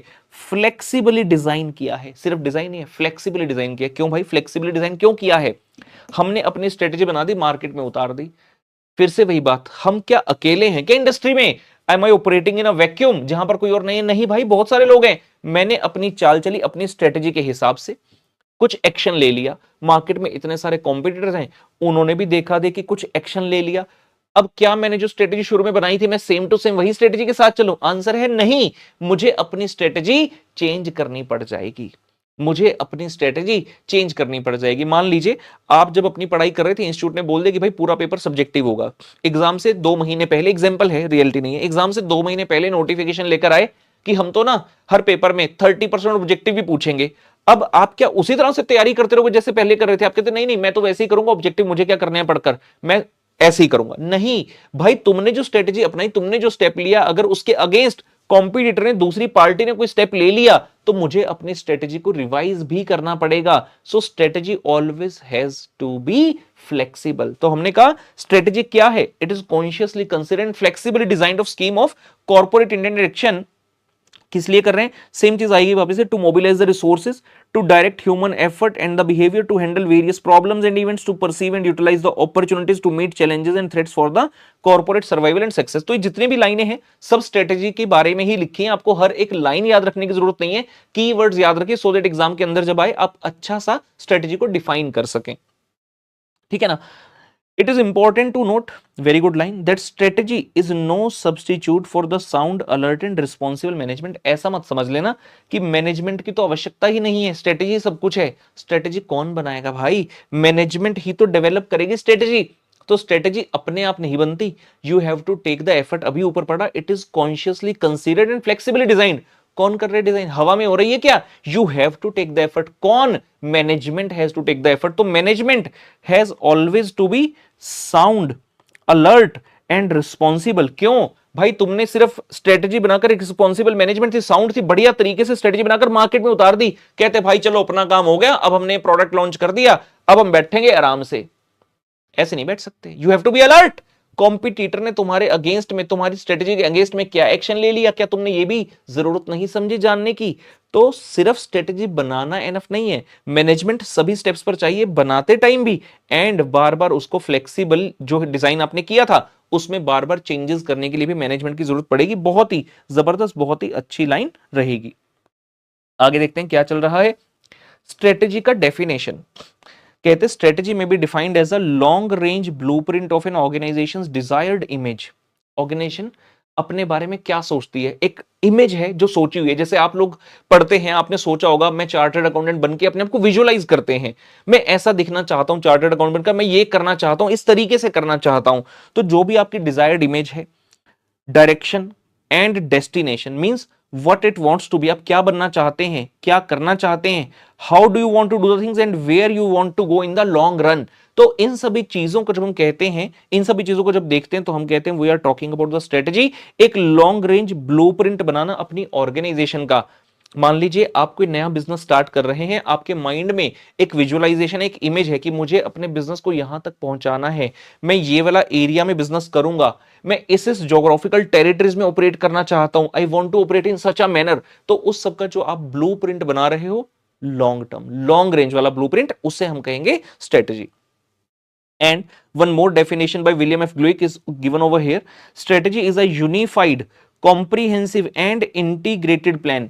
Comprehensive का मतलब क्या है? Which covers each and every function of the organization. Unified और integrated का मतलब क्या है? जो कि separate teams, separate plans को coordinate करके एक common platform पर लेकर आता है। तो unified, integrated है, साथ में comprehensive है, to which has been designed to assure that the basic objectives of the enterprise are achieved। तो आसान सी डेफिनेशन है, डेफिनेटली कोशिश करेंगे याद रखने की। अगर एग्जाम में अगर define strategy, strategy is a unified, comprehensive and integrated plan which is design to assure कि आपके जो बेसिक ऑब्जेक्टिव ऑफ बिजनेस है वो डेफिनेटली अचीव हो। काफी सारी लाइंस पढ़ते जा रहे हैं, फिर से बोल रहा हूं, हर एक लाइन को रट्टा नहीं मारना है, हर एक लाइन को दिल पर नहीं लगाना है। You have to understand the things in the broad manner. ठीक है, अभी इतना सारा पढ़ा स्ट्रेटजी के बारे में, आपको लगता है अगर एग्जाम में आए मीनिंग लिखना तो आप ये सब कुछ लिख पाओगे? सवाल ही नहीं उठता। इसमें से कुछ कुछ लिख पाओगे और बाकी अपनी लैंग्वेज में आप लिख कर आओगे। सो समझना जो मैं बोल रहा हूं, और जो भी एक्स्ट्रा लगे उसको पॉज करके नोट करना, वो एक मेन चीज है जो कि आपकी हेल्प करेगी। नेक्स्ट सवाल हमारे सामने आता है, कैन अ स्ट्रेटजी परफेक्ट? ये बहुत बार एग्जाम के अंदर क्वेश्चन आता है, कैन अ स्ट्रेटजी भी परफेक्ट? स्ट्रेटजी कभी भी परफेक्ट हो ही नहीं सकती, क्योंकि स्ट्रेटजी सिर्फ मेरे ऊपर निर्भर नहीं कर रही। मेरी स्ट्रेटजी के रिस्पॉन्स में the competitor action which he is taking, उसके बेस पर भी मेरी स्ट्रेटजी बार बार चेंज होगी। Mean strategy is never perfect. आइए देखते हैं, strategy can never be perfect, flawless and optimal. It is in the very nature of strategy that it is flexible and pragmatic. pragmatic का मतलब लिख लेंगे यहां पर, यहीं पर डाल देते हैं, यहां पर तो हमारे पास की नोट्स की जगह है ना।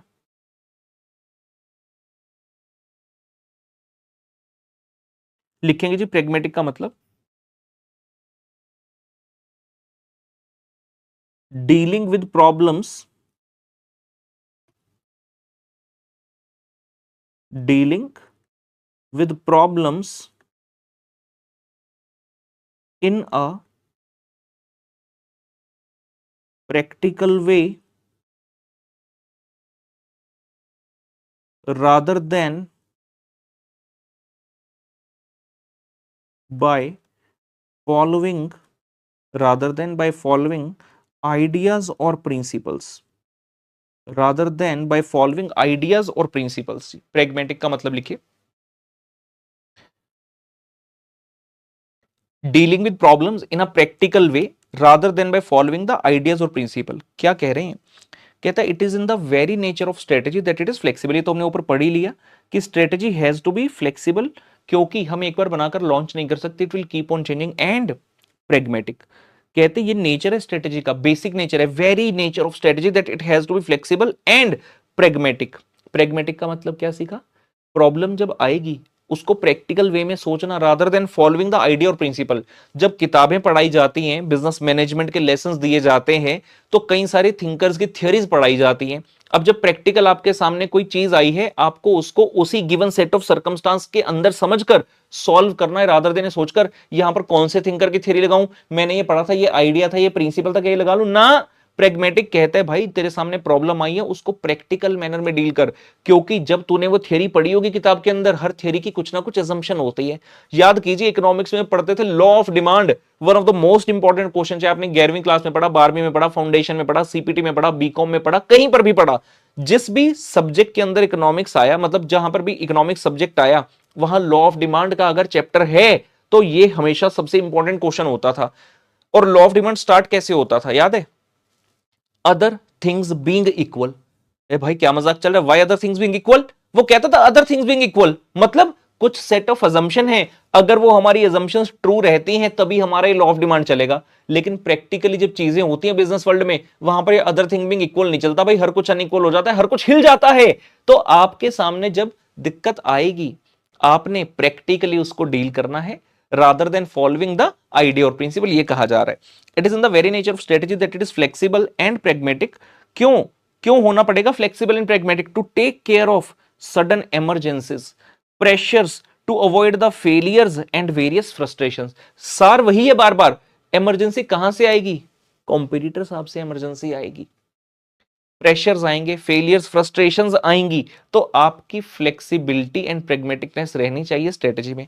इन a sound strategy allowances are made for possible miscalculations and unanticipated events. वही कह रहा है वापस से कि जो भी एक बंदा अच्छी स्ट्रेटेजी बनाता है वो हमेशा ये सोचकर चलता है कि इवेंट्स आर अनएंटिसिपेटेड, फ्यूचर में अगर ये हो गया तो मुझे इस स्ट्रेटेजी को चेंज करना पड़ेगा, I will have to take alternative position in the industry. जैसे कि आपने स्ट्रेटेजी बनाई भाई इस सब्जेक्ट की तैयारी ना मैं इस तरह से करूंगा, मैं सारा ये कर लूंगा, सारा वो कर लूंगा, और एग्जाम में चले गए पूरी तरह से कॉन्फिडेंट, एग्जाम में झंडे गाड़ दूंगा, इंस्टीट्यूट पूछे तो सही सवाल 90+ इस बार आएगा मेरा, कुछ भी हो जाए आग लगा दूंगा, सोचकर बैठ गए, पहुंच गए एग्जाम हॉल में, पेपर सामने आया, पहला क्वेश्चन नहीं आता, दूसरा क्वेश्चन साला नहीं आता, तीसरा नहीं आता, क्या हुआ? टाइम टाइम फिस हो गई। क्या करें?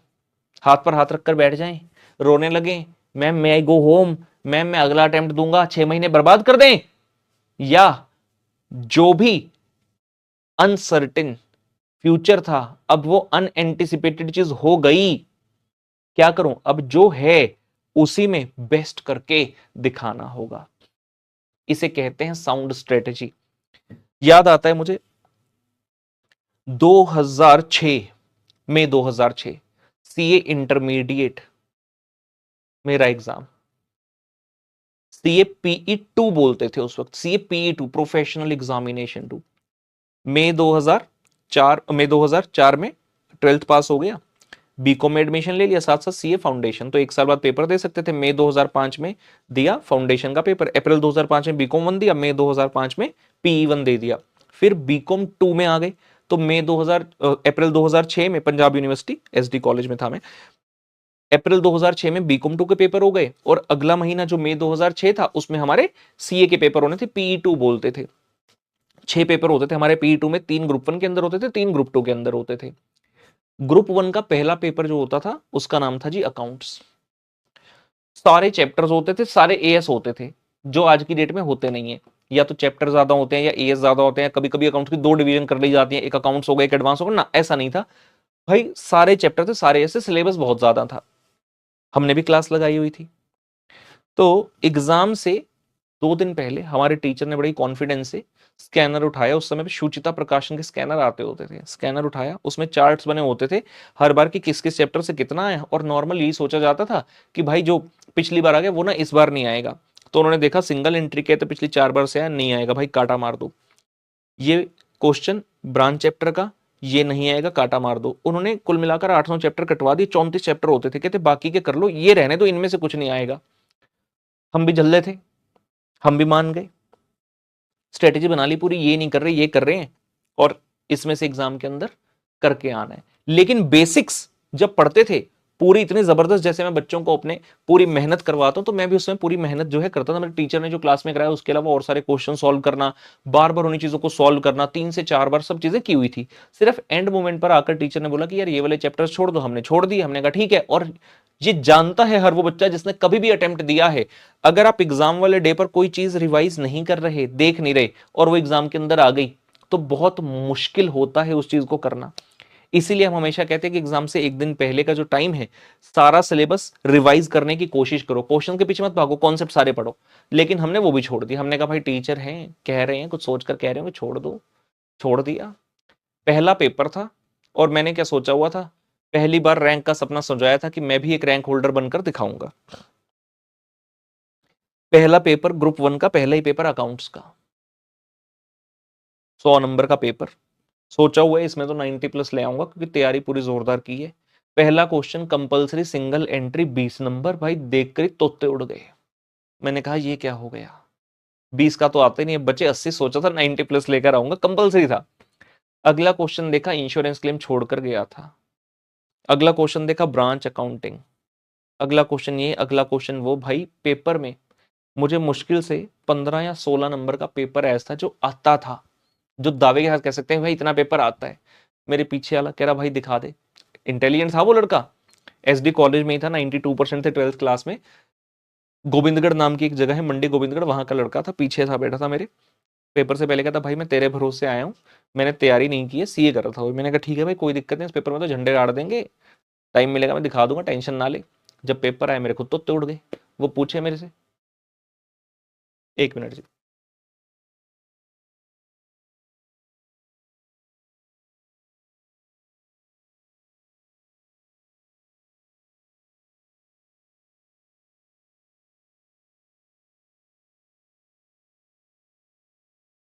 हाँ जी, तो मेरे फ्रेंड ने बोला कि भाई मैं तो तेरे भरोसे आया हूँ। अब मैंने कहा यार मेरा तो खुद टाइम टाइम फिस हो गया, मैं तेरी क्या हेल्प करूंगा। तो चलो जी, अब पता था एग्जाम देने आए हैं, स्ट्रेटेजी बनाई थी वो तो फेल हो गई, और यही अभी पढ़ रहे हैं कि भाई जो भी अनएंटिसिपेटेड इवेंट है उसी सेट ऑफ सर्कमस्टांस में अपनी स्ट्रेटेजी को ऐसे रखने की फ्लेक्सिबल रहे। तो हमने सोचा कि अब क्या करें, पूरे पेपर में एक क्वेश्चन आता तो सबसे पहले वो वाला प्रश्न करना स्टार्ट कर दिया, वो तो हो गया फटाफट। अब सवाल उठा बाकी पेपर का क्या करें। तो मैंने जैसा भी था क्वेश्चन उठाया और करना स्टार्ट किया।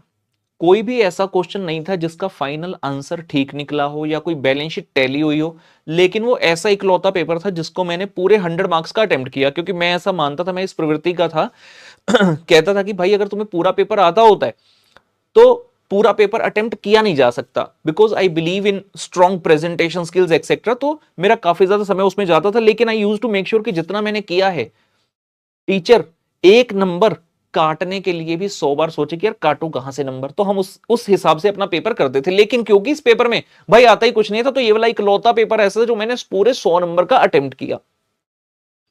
And when the result was declared, I got the all India rank obviously in that exam PE2, और मेरे इस पेपर में आए थे जी 81 मार्क्स अकाउंट्स में। अब वो कैसे आए कैसे नहीं आए, तो उसके पीछे भी कहानी है। बहुत बार क्या होता है, स्टूडेंट्स ना ये सोचते हैं कि यार किसी भी तरह ना फाइनल आंसर पर पहुंचना है, फाइनल आंसर के ही नंबर हैं, जबकि ऐसी सच्चाई नहीं है। अगर तुम्हारा फाइनल आंसर ठीक है और बाकी सभी सारी चीजें गलत हैं, तुमने कोई वर्किंग नोट नहीं बनाया अच्छे से प्रेजेंटेशन नहीं किया, चीजें मिसिंग है, कैलकुलेटर पर निकाल दो, फाइनल आंसर लिख दिया वहां पर, उसके मार्क्स नहीं है। मेन मार्क्स है how you have reached that particular answer, उस आंसर तक पुत्र पहुंचा कैसे है। तो एडेक्वेट वर्किंग नोट्स हैं, स्टेटमेंट्स हैं to support the final answer. तो हमने जितने भी वर्किंग नोट्स एक्सेट्रा थे सारे बनाए थे, और मैक्सिमम उसमें से ठीक थे, चाहे फाइनल आंसर तक नहीं पहुंच पाए, और चाहे हमने एग्जाम से 2 दिन पहले वो चैप्टर छोड़ दिए, लेकिन जब अपनी तैयारी करते थे उस दिन मुझे फायदा मिला अपनी प्रैक्टिस का, क्योंकि मैं कभी भी क्वेश्चन ऐसे देखकर नहीं पढ़ता, अच्छा अच्छा ये स्टेप टिक कर दिया, ये सब टिक ना, मैं हमेशा लिखकर करने में बिलीव करता हूं, जो आप क्लास में देखते भी हैं। So overall coming to the main conclusion, जो हम इस पेज पर भी पढ़ रहे हैं कि कैन स्ट्रेटेजी भी परफेक्ट, तो हम कह रहे हैं भैया स्ट्रेटेजी परफेक्ट नहीं हो सकती, strategy can never be flawless, perfect and optimal, क्योंकि जो आपने सोचा है बिल्कुल हूबहू वैसा ही हो, ऐसा बहुत ही रेयर केस में होगा। सो स्ट्रेटेजी आपकी ऐसी होनी चाहिए जिससे आप अनएंटिसिपेटेड इवेंट्स और अनसर्टेनिटीज के तहत, जो भी अनसर्टेनिटीज हो रही हैं उसके तहत आप अपनी स्ट्रेटेजी को मोल्ड कर सको, फ्लेक्सिबल करके नया स्ट्रेटेजी जो है पुत्र मार्केट के अंदर उतार सको। ठीक है ना, आगे देखते हैं हमारे सामने क्या आ रहा है। नेक्स्ट सवाल आता है कि भाई अब स्ट्रेटेजी तो समझ आ गई कि स्ट्रेटेजी बनानी है, सवाल उठा स्ट्रेटेजी बनाएगा कौन। मेन तो पिछले पेज पर पढ़कर आए कि स्ट्रेटेजी कौन बनाएगा, मैनेजमेंट बनाएगा, तभी नाम है स्ट्रेटेजिक मैनेजमेंट। और जब हम मैनेजमेंट बोलते हैं तो मैनेजमेंट का अक्सर मतलब होता है टॉप लेवल, लेकिन ऐसा नहीं है कि सिर्फ टॉप लेवल ही इन्वॉल्व है ऑर्गेनाइजेशन में, भाई और भी लेवल्स हैं। तो हमारे सामने अगला सवाल आया, levels at which the strategy is formulated. तो कहते हैं in the large organisation the strategies are formulated at the various levels which are corporate level, divisional level and the functional levels. उसने पहले डिस्क्लेमर दे दिया इन लार्ज ऑर्गेनाइजेशंस। जो बड़ी organisations है ना वहां की बात कर रहा है। सवाल उठा छोटी ऑर्गेनाइजेशंस, मान लो छोटी ऑर्गेनाइजेशन है, सोल प्रोप्राइटर या पार्टनरशिप फर्म के तौर पर आप अपना बिजनेस चला रहे हैं, तो वहां पर स्ट्रेटेजी कौन बनाएगा? तो जहां पर सोल प्रोप्राइटर है या पार्टनरशिप फर्म है, वहां पर जो डिसीजन लेंगे, जो स्ट्रेटेजी बनाएंगे, वो टॉप पर बैठे हुए लोग ही बनाएंगे, जो कि मेनली कौन है? Sole proprietor and the partners in case of a partnership firm. लेकिन जहां पर ऑर्गेनाइजेशन का साइज बहुत ज्यादा बढ़ जाता है, you are dealing in various product lines etcetera, वहां पर हम बात कर रहे हैं, क्योंकि स्ट्रेटेजिक मैनेजमेंट सब्जेक्ट भी मेनली वहीं पर आपका लागू होगा। वहां पर 3 डिफरेंट लेवल पर स्ट्रेटेजीज होती हैं, corporate level, divisional level and the functional level. इसकी बहुत डिटेल हमें पढ़नी है अभी, आगे देखते हैं। Corporate strategies are formulated by the top managers, मतलब जो बिजनेस में टॉप पर लोग बैठे हैं वो बनाएंगे कॉर्पोरेट लेवल स्ट्रेटेजी। यहां पर टॉप मैनेजर लिखे, तो मैनेजर वर्ड को जरा दिल से मत लगा लेना, अच्छा मैनेजर बनाएगा, मैनेजर तो भाई डिविजनल और फंक्शनल पर भी हो सकता है। तो वर्ड साथ में क्या लिखा है? Top manager. It simply means to say कि जो टॉप लेवल पर लोग हैं वो ये स्ट्रेटेजीज बनाएंगे। सच स्ट्रेटेजीज इंक्लूड, किस किस टाइप की बनाएंगे? Determination of the plans for expansion and growth, बड़े लेवल की strategy, determination of the plans for expansion and growth, कि अगर हमें मान लीजिए इंडिया में कोई बिजनेस कर रहे हैं, हमें फॉरेन में भी, लेट से यूएस में भी अपना बिजनेस फैलाना है, यूरोप में भी फैलाना है, तो उसका डिसीजन कौन लेगा? उसका डिसीजन टॉप मैनेजमेंट लेगी। Vertical and horizontal integration, diversification, take over and merger, इन सभी के बारे में बहुत डिटेल में आगे चैप्टर्स आएंगे, तो अभी इनकी अलग अलग टर्म पर समय जाया नहीं करेंगे। New investment and divestment area, investment का मतलब समझ आता है कि पैसा किस नई प्रोडक्ट लाइन में लगा दें। जैसे जी जियो लॉन्च किया, उसके बाद उन्हें लगा कि यार हम करते जाते हैं, आगे बढ़ते जाते हैं, तो उन्होंने ओटीटी प्लेटफॉर्म जियो सिनेमा लॉन्च कर दिया, मतलब investment into a new venture, OTT OTT में पैसा लगा दिया, अपना अलग से एक ऐप बनाकर डाल दिया जिसमें कई सारी तरह की चीजें हैं as similar to the other OTTs. And कह रहा है डाइवेस्टमेंट एरियाज। डाइवेस्टमेंट का मतलब क्या होता है कि जहां पर आपका फंड्स पहले इन्वेस्टेड था, वहां से अपने फंड्स को वापस खींच लेना, क्योंकि आपको लग रहा है ये वाला जो एरिया है यहां पर मेरे फंड्स इन्वेस्टेड नहीं रहने चाहिए। बहुत बार हम देखते हैं, फॉर एग्जांपल कोई ऑटोमोबाइल ऑर्गेनाइजेशन है, उन्होंने अपना कोई प्रोडक्ट लॉन्च किया, कोई नई गाड़ी निकाल दी मार्केट में, लेकिन वो गाड़ी से जो उनकी एक्सपेक्टेशन थी वो मीट नहीं हो पा रही, जैसा सक्सेस वो सोच रहे थे उतना सक्सेसफुल नहीं हो पाए, तो दे डू द डाइवेस्टमेंट, उस कार के मॉडल को बंद कर दिया जाता है। R&D प्रोजेक्ट्स कौन कौन से रहेंगे एक्सेट्रा, ये सब बड़े लेवल की चीजें हैं जो कि कॉर्पोरेट लेवल स्ट्रेटेजी के अंतर्गत आती हैं। These corporate wide strategies need to be operationalised, कहता है जो कॉर्पोरेट लेवल पर स्ट्रेटेजीज बन गई उसके बाद दी नीड टू बी ऑपरेशनलाइज्ड, इनको एक्चुअल ऑपरेशंस में कौन लेकर आएगा? इस स्ट्रेटेजी को फॉर्मुलेट तो कर दिया टॉप लेवल ने, लेकिन इंप्लीमेंट कौन करेगा? कौन से लोग यहां पर सम्मिलित होंगे? Divisional and functional managers. Regarding various product line, production volume क्या रहेगा, क्वालिटी रेंजेस, प्राइसेस, प्रोडक्ट की प्रमोशन वगैरह कैसे करनी, ये सब निर्णय टॉप लेवल नहीं लेगा, टॉप लेवल वाले मेन स्ट्रेटेजी बनाकर दे देंगे, जिसको फर्दर ऑपरेशनलाइज करेंगे आपके डिविजनल और फंक्शनल मैनेजर्स। इस टॉपिक के बाद इस टॉपिक की और डिटेल हमारी इसी चैप्टर में है जो इंस्टीट्यूट ने आगे जाकर दी थी, तो हम उस पर चलते हैं और पहले वो वाला टॉपिक करेंगे। आगे लिखे स्ट्रेटेजीज पार्टली रिएक्टिव प्रोएक्टिव, इसके ऊपर बाद में आएंगे, मेरे साथ चलेंगे। इस चैप्टर में आगे जाकर आपको एक लास्ट हेडिंग मिलेगा, इस चैप्टर में आगे जाकर आपको एक लास्ट हेडिंग मिलेगा, स्ट्रेटेजिक लेवल्स इन ऑर्गेनाइजेशंस पुत्र, स्ट्रेटेजिक लेवल्स इन ऑर्गेनाइजेशंस। इस पर्टिकुलर टॉपिक पर आ जाएंगे, मैं भी अपने नोट्स में निकाल लेता हूँ बिकॉज काफी कुछ उसमें नोटिंग किया है आपके लिए, जहां पर भी लगेगा आपको लिखवा देंगे चीजें। हाँ जी, strategic levels in the organisation, तो जो चीज अभी शॉर्ट लेवल पर पढ़ रहे थे उसका डिटेल वर्जन यहां पर आ रहा है। तो पहला हेड आ रहा है इसमें बेसिक्स, बेसिक्स के अंदर इनसाइट्स देख रहे हैं। A typical large organisation is a multi-divisional organization that competes in several different businesses। कहता है आज की डेट में नॉर्मली जब स्ट्रेटेजिक मैनेजमेंट सब्जेक्ट हम पढ़ रहे हैं तो वी आर एज्यूमिंग कि एक लार्ज ऑर्गेनाइजेशन है, कई तरह के डिविजन्स हैं जो कि डिफरेंट डिफरेंट बिजनेसेस को टैकल कर रही हैं, ठीक है ना। एग्जांपल के लिए यहां पर लिखता है, for example Patanjali has the health care services, FMCG organic foods, medicinal oils, herbs and various different businesses. और इस सभी काम के लिए Patanjali has got the separate divisions which work within themselves to sustain each of this businesses. तो multi divisional organisations हैं, हर division के पास अपना एक काम है और हर डिवीजन के अपने अलग कॉम्पिटिटर हैं। फॉर एग्जांपल एफएमसीजी की बात कीजिए, इनका कॉम्पिटिटर नेस्ले भी है, आईटीसी भी है, पीएनजी भी है, प्रॉक्टर एंड गैम्बलर, तो कई सारे कॉम्पिटिटर हैं। फिर हेल्थ केयर में अलग कॉम्पिटिटर होंगे, ऑर्गेनिक फूड में अलग कॉम्पिटिटर, मेडिसिनल ऑयल में अलग कॉम्पिटिटर्स हैं। तो इस तरह की ऑर्गेनाइजेशन को प्री सपोज कर रहे हैं when we understanding this particular topic, strategic levels of the organisation. तो हम कह रहे हैं टिपिकल लार्ज ऑर्गेनाइजेशन कौन है? Multi divisional organisation which competes in several different businesses. It has separate self contained divisions to manage each of this businesses.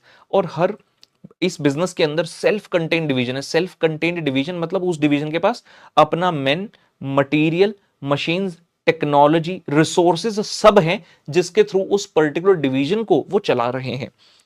An organization is divided into a number of segments which work together to bring a particular product or service to the market. बड़ी ही आसान सी बात है, समझते हैं।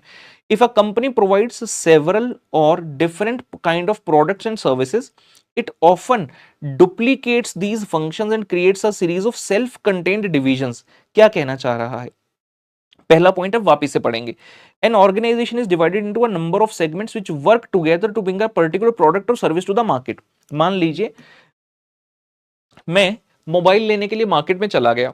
अब Samsung company ने ये mobile market में ऑफर किया, they offered a particular product to service to the market. तो ये पॉइंट कह रहा है कि जो ऑर्गेनाइजेशन मतलब सैमसंग है, they are having a number of segments which are working together so that this product can come into the market. कैसे? कौन से सेगमेंट्स है? फाइनेंस डिपार्टमेंट है, परचेज डिपार्टमेंट है, सेल डिपार्टमेंट है, प्रोडक्शन डिपार्टमेंट है, HR department and so on. सबसे पहले प्रोडक्शन डिपार्टमेंट, जिसका काम क्या है? इस फोन को बनाना। प्रोडक्शन डिपार्टमेंट के लिए हम प्रोडक्शन कर देंगे, लेकिन कुछ पार्ट्स ऐसे हैं जो हम खुद से प्रोड्यूस नहीं करते, वो तो हम बने बनाए ले लेते हैं। So there is a need of purchase department. Production department purchase department को बता रहे कि भाई मुझे इस क्वालिटी का इतना क्वांटिटी में माल चाहिए, तो तुम खरीद कर ले आओ। तो परचेज डिपार्टमेंट उतना सामान खरीद कर लाया, स्टोर्स में रख दिया, और प्रोडक्शन वाले ने जाकर स्टोर से ले लिया और इस फोन को प्रोड्यूस कर दिया।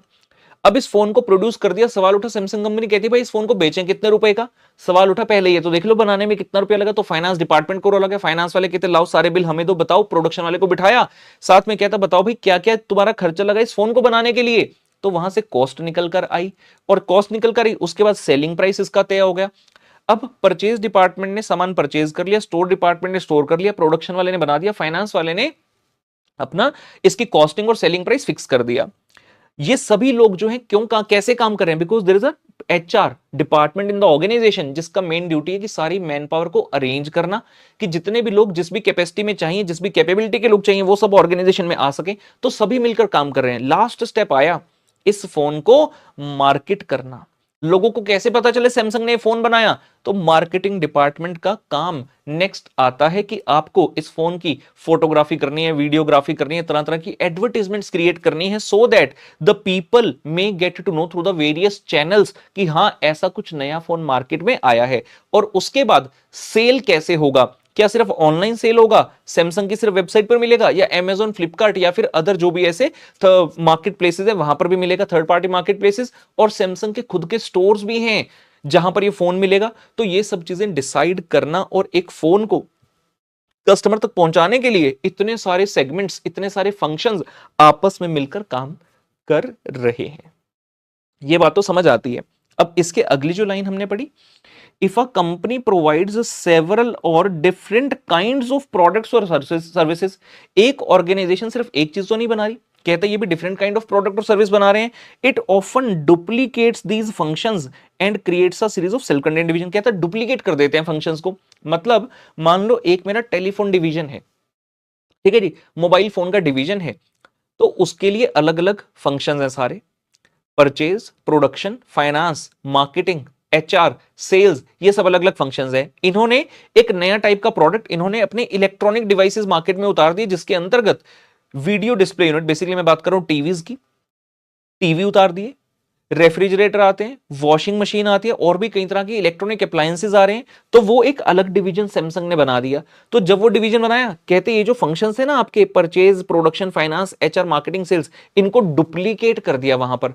मतलब जो डिवीजन नंबर 2 है उसके अपने डिफरेंट काइंड ऑफ फंक्शंस रहेंगे। मतलब एक सेट ऑफ फंक्शंस है जो कि फोन वाली इंडस्ट्री को टैप कर रहा है, जो कि फोन वाली सेगमेंट को अपनी सर्विसेज दे रहा है, और सेम काइंड ऑफ फंक्शंस आ गए जो कि डिवीजन नंबर 2 को दे रहे हैं। सिमिलरली एक सैमसंग का डिवीजन नंबर 3 भी है, जहां पर मेमोरी डिवाइसेस की बात की जाती है, हार्ड डिस्क हो गई, मेमोरी कार्ड्स हो गए, एंड और कई तरह की चीजें जो कि कॉर्पोरेट लेवल पर ये अपना इंफ्रास्ट्रक्चर प्रोवाइड करते हैं to save the large data.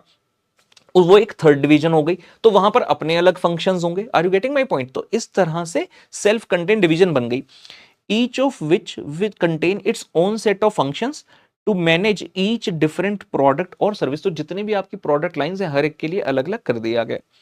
The general managers of these divisions then become responsible for their particular product line.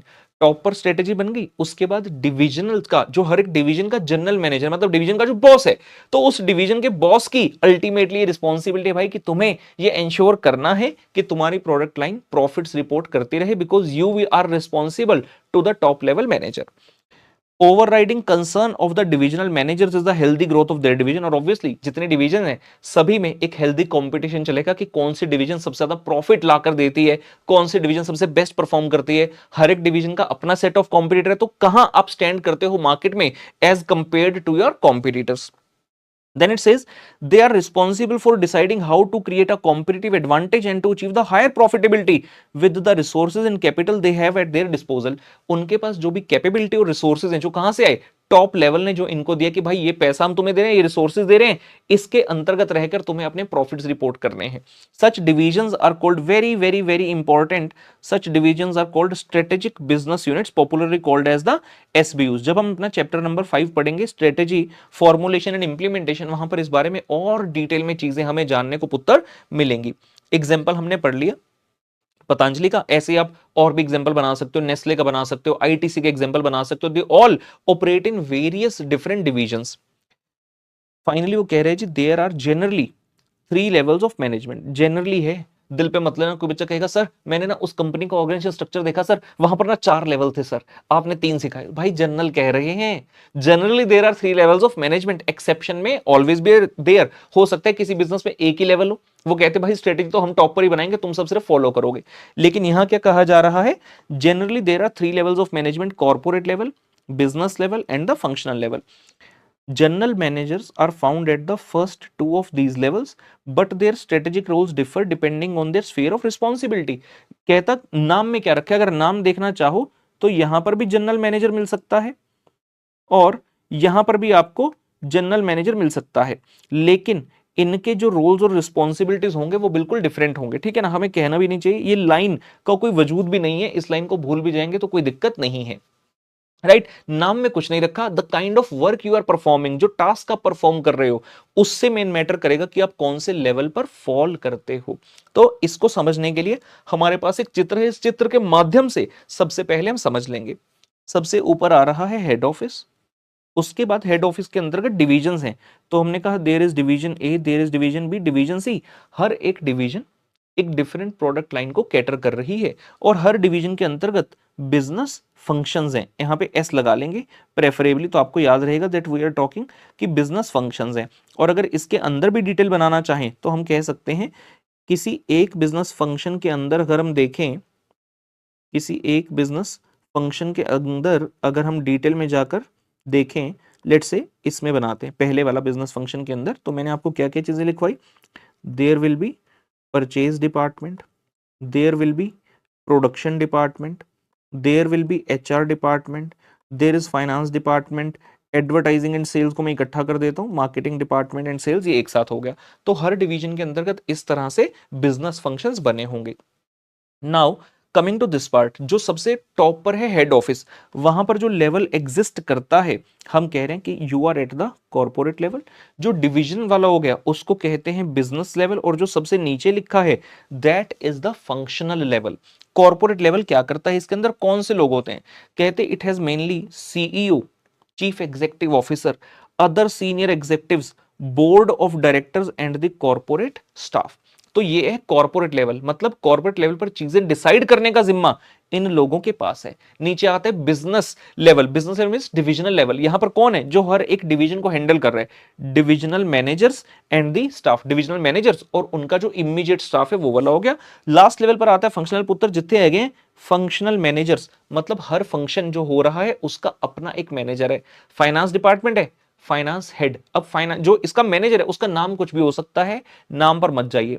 आप कह सकते हैं प्रेसिडेंट फाइनेंस, आप कह सकते हैं सीएफओ है, तो कुछ भी नाम हो सकता है। तो फाइनेंस हेड है, उसका नाम रख दो आप फंक्शनल मैनेजर है। प्रोडक्शन का अपना हेड है, परचेज का अपना है, एचआर का अपना है। और इस हर एक फंक्शन के अंदर वेरियस इंप्लॉइज आर वर्किंग। तो फंक्शनल मैनेजर्स लाइक इसने कहा मार्केटिंग, फाइनेंस एक्सेट्रा। तो इस प्रकार से आपके बिजनेस लेवल्स रहते हैं। शॉर्ट में लिखकर देखते हैं कि हर बिजनेस लेवल क्या क्या फंक्शन परफॉर्म करता है। तो जब आते हैं हेड ऑफिस पर, हेड ऑफिस ये डिसाइड करता है वेयर टू कंपीट, लिख लेंगे जी हेड ऑफिस के साथ, वेयर टू कंपीट, कंपीट कहां पर करना है ये चीज सोचना। हम किस बिजनेस में होंगे? आज अगर मैं एक बिजनेस कर रहा हूं तो कल को मुझे और कौन सा बिजनेस साथ साथ करना है। जैसे बजाज, सबसे पहले स्कूटर आता था जी, Bajaj Chetak, Bajaj came in two wheelers, Bajaj came in three wheelers. Tempo चलते हैं, टेम्पो, बजाज के टेम्पो होते हैं, ठीक है ना, भूंड भी कहते हैं उसे, पंजाब में भूंड बोला जाता है। वो हो गया बजाज के टेम्पो। फिर बजाज कहते हैं बड़ा स्कोप है, फाइनेंशियल सर्विसेज भी है, तो क्यों ना बजाज फाइनेंस लॉन्च किया जाए। बजाज ने बजाज फाइनेंस भी लॉन्च कर दिया, एनबीएफसी बना लिया। समझ रहे हो? तो वेयर टू कम्पीट, ये डिसीजन कौन लेगा? आपने नया नया कंपनी ज्वाइन किया, आप कहते हैं मैं भी फाइनेंस डिपार्टमेंट का अभिन्न अंग हूं, मैं ये चाहता हूं कि कंपनी आज से मोबाइल बनाना स्टार्ट करे। अरे भाई तेरे पास अभी वो पावर नहीं है, तू फंक्शनल लेवल पर है। पहले अपनी प्रमोशन ले लेकर फंक्शनल से डिविजनल लेवल, डिवीजन से कॉर्पोरेट लेवल पर पहुंच, तब तेरी ये बातें सुनी जाएंगी। Otherwise you have to follow what is coming from the levels upper than you. तो कहां कंपीट करना है, वेयर टू कंपीट, कौन सी नई डिवीजन में जाना है, कौन सा नया प्रोडक्ट लाइन में आना है, कौन सी सर्विसेज ऑफर करनी है, ये चीज डिसाइड होगी at the top most level, where to compete. Divisional level पर लिखेंगे, डिविजनल लेवल पर लिखेंगे how to compete. Divisional level पर डिसाइड होगा हाउ टू compete। उन्होंने आपको बताकर छोड़ दिया कि इस बिजनेस को हमने करना है और एक डिवीजन बना दी, और एक अच्छा पर्सन जिसको इंडस्ट्री वाइज नॉलेज, काफी एक्सपर्टीज है, एक्सपीरियंस है, लाकर उसको कह दिया भाई तू डिविजनल हेड है। तो उस पर्टिकुलर इंडस्ट्री में, जैसे मान लीजिए बजाज ने बजाज फाइनेंस लॉन्च किया, अब बजाज फाइनेंस के और भी तो कई सारे कॉम्पिटिटर हैं। There are plethora of NBFCs existing in the market. अब बजाज फाइनेंस वालों को फोन आता है, सर क्या आपको कार लोन चाहिए? अरे भाई अगर मैं कार लेने गया हूं तो मैं बैंक से लोन नहीं ले लूंगा, लेकिन बैंक अगर इतनी आसानी से देता होता तो एनबीएफसी की जरूरत क्या थी? बैंक 70 झमेले पैदा करेगा, भाई तुम ये ला कर देना होगा, वो ला कर देना होगा, ये चीज चाहिए, वो चीज चाहिए। हमने कहा भाई बैंक से तो लोन लेना जो है मुमकिन नहीं हो रहा, तो मैं क्या करता हूं किसी और के थ्रू लोन ले लेता हूं। तो कार खरीदने गया, वहां पर ऑप्शंस हैं। मैं होंडा की गाड़ी खरीदने गया, होंडा वाले कहते सर हम खुद फाइनेंस कर देंगे, उन्होंने खुद की एनबीएफसी बना रखी है। फिर आया royal Sundaram finance, royal Sundaram कहता सर हमसे ले लो, टाटा कैपिटल कहता हमसे ले लो। मतलब बजाज फाइनेंस के कितने सारे कॉम्पिटिटर घूम रहे हैं, तो उनसे आप कंपीट करोगे कैसे? आप ऊपर पूछते जाकर कॉर्पोरेट वाले को, सर सर आपने बता दिया फाइनेंस बना दो, फाइनेंस तो बना दिया, इसमें कंपीट कैसे करूं?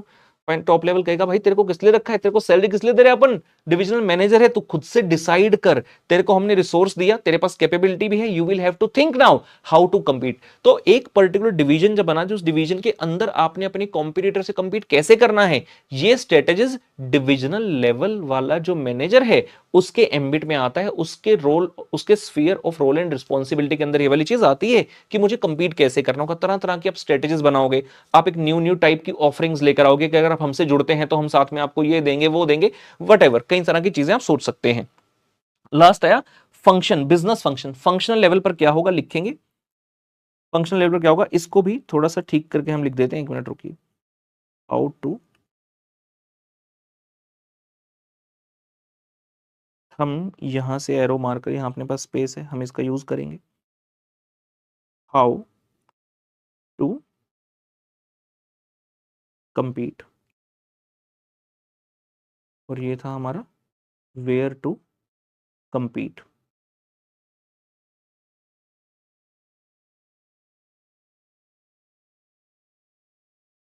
और यहां लिख रहे हैं जी लास्ट लेवल जो फंक्शनल लेवल है उसके लिए लिख रहे हैं हाउ टू इंप्लीमेंट, लिखेंगे हाउ टू इंप्लीमेंट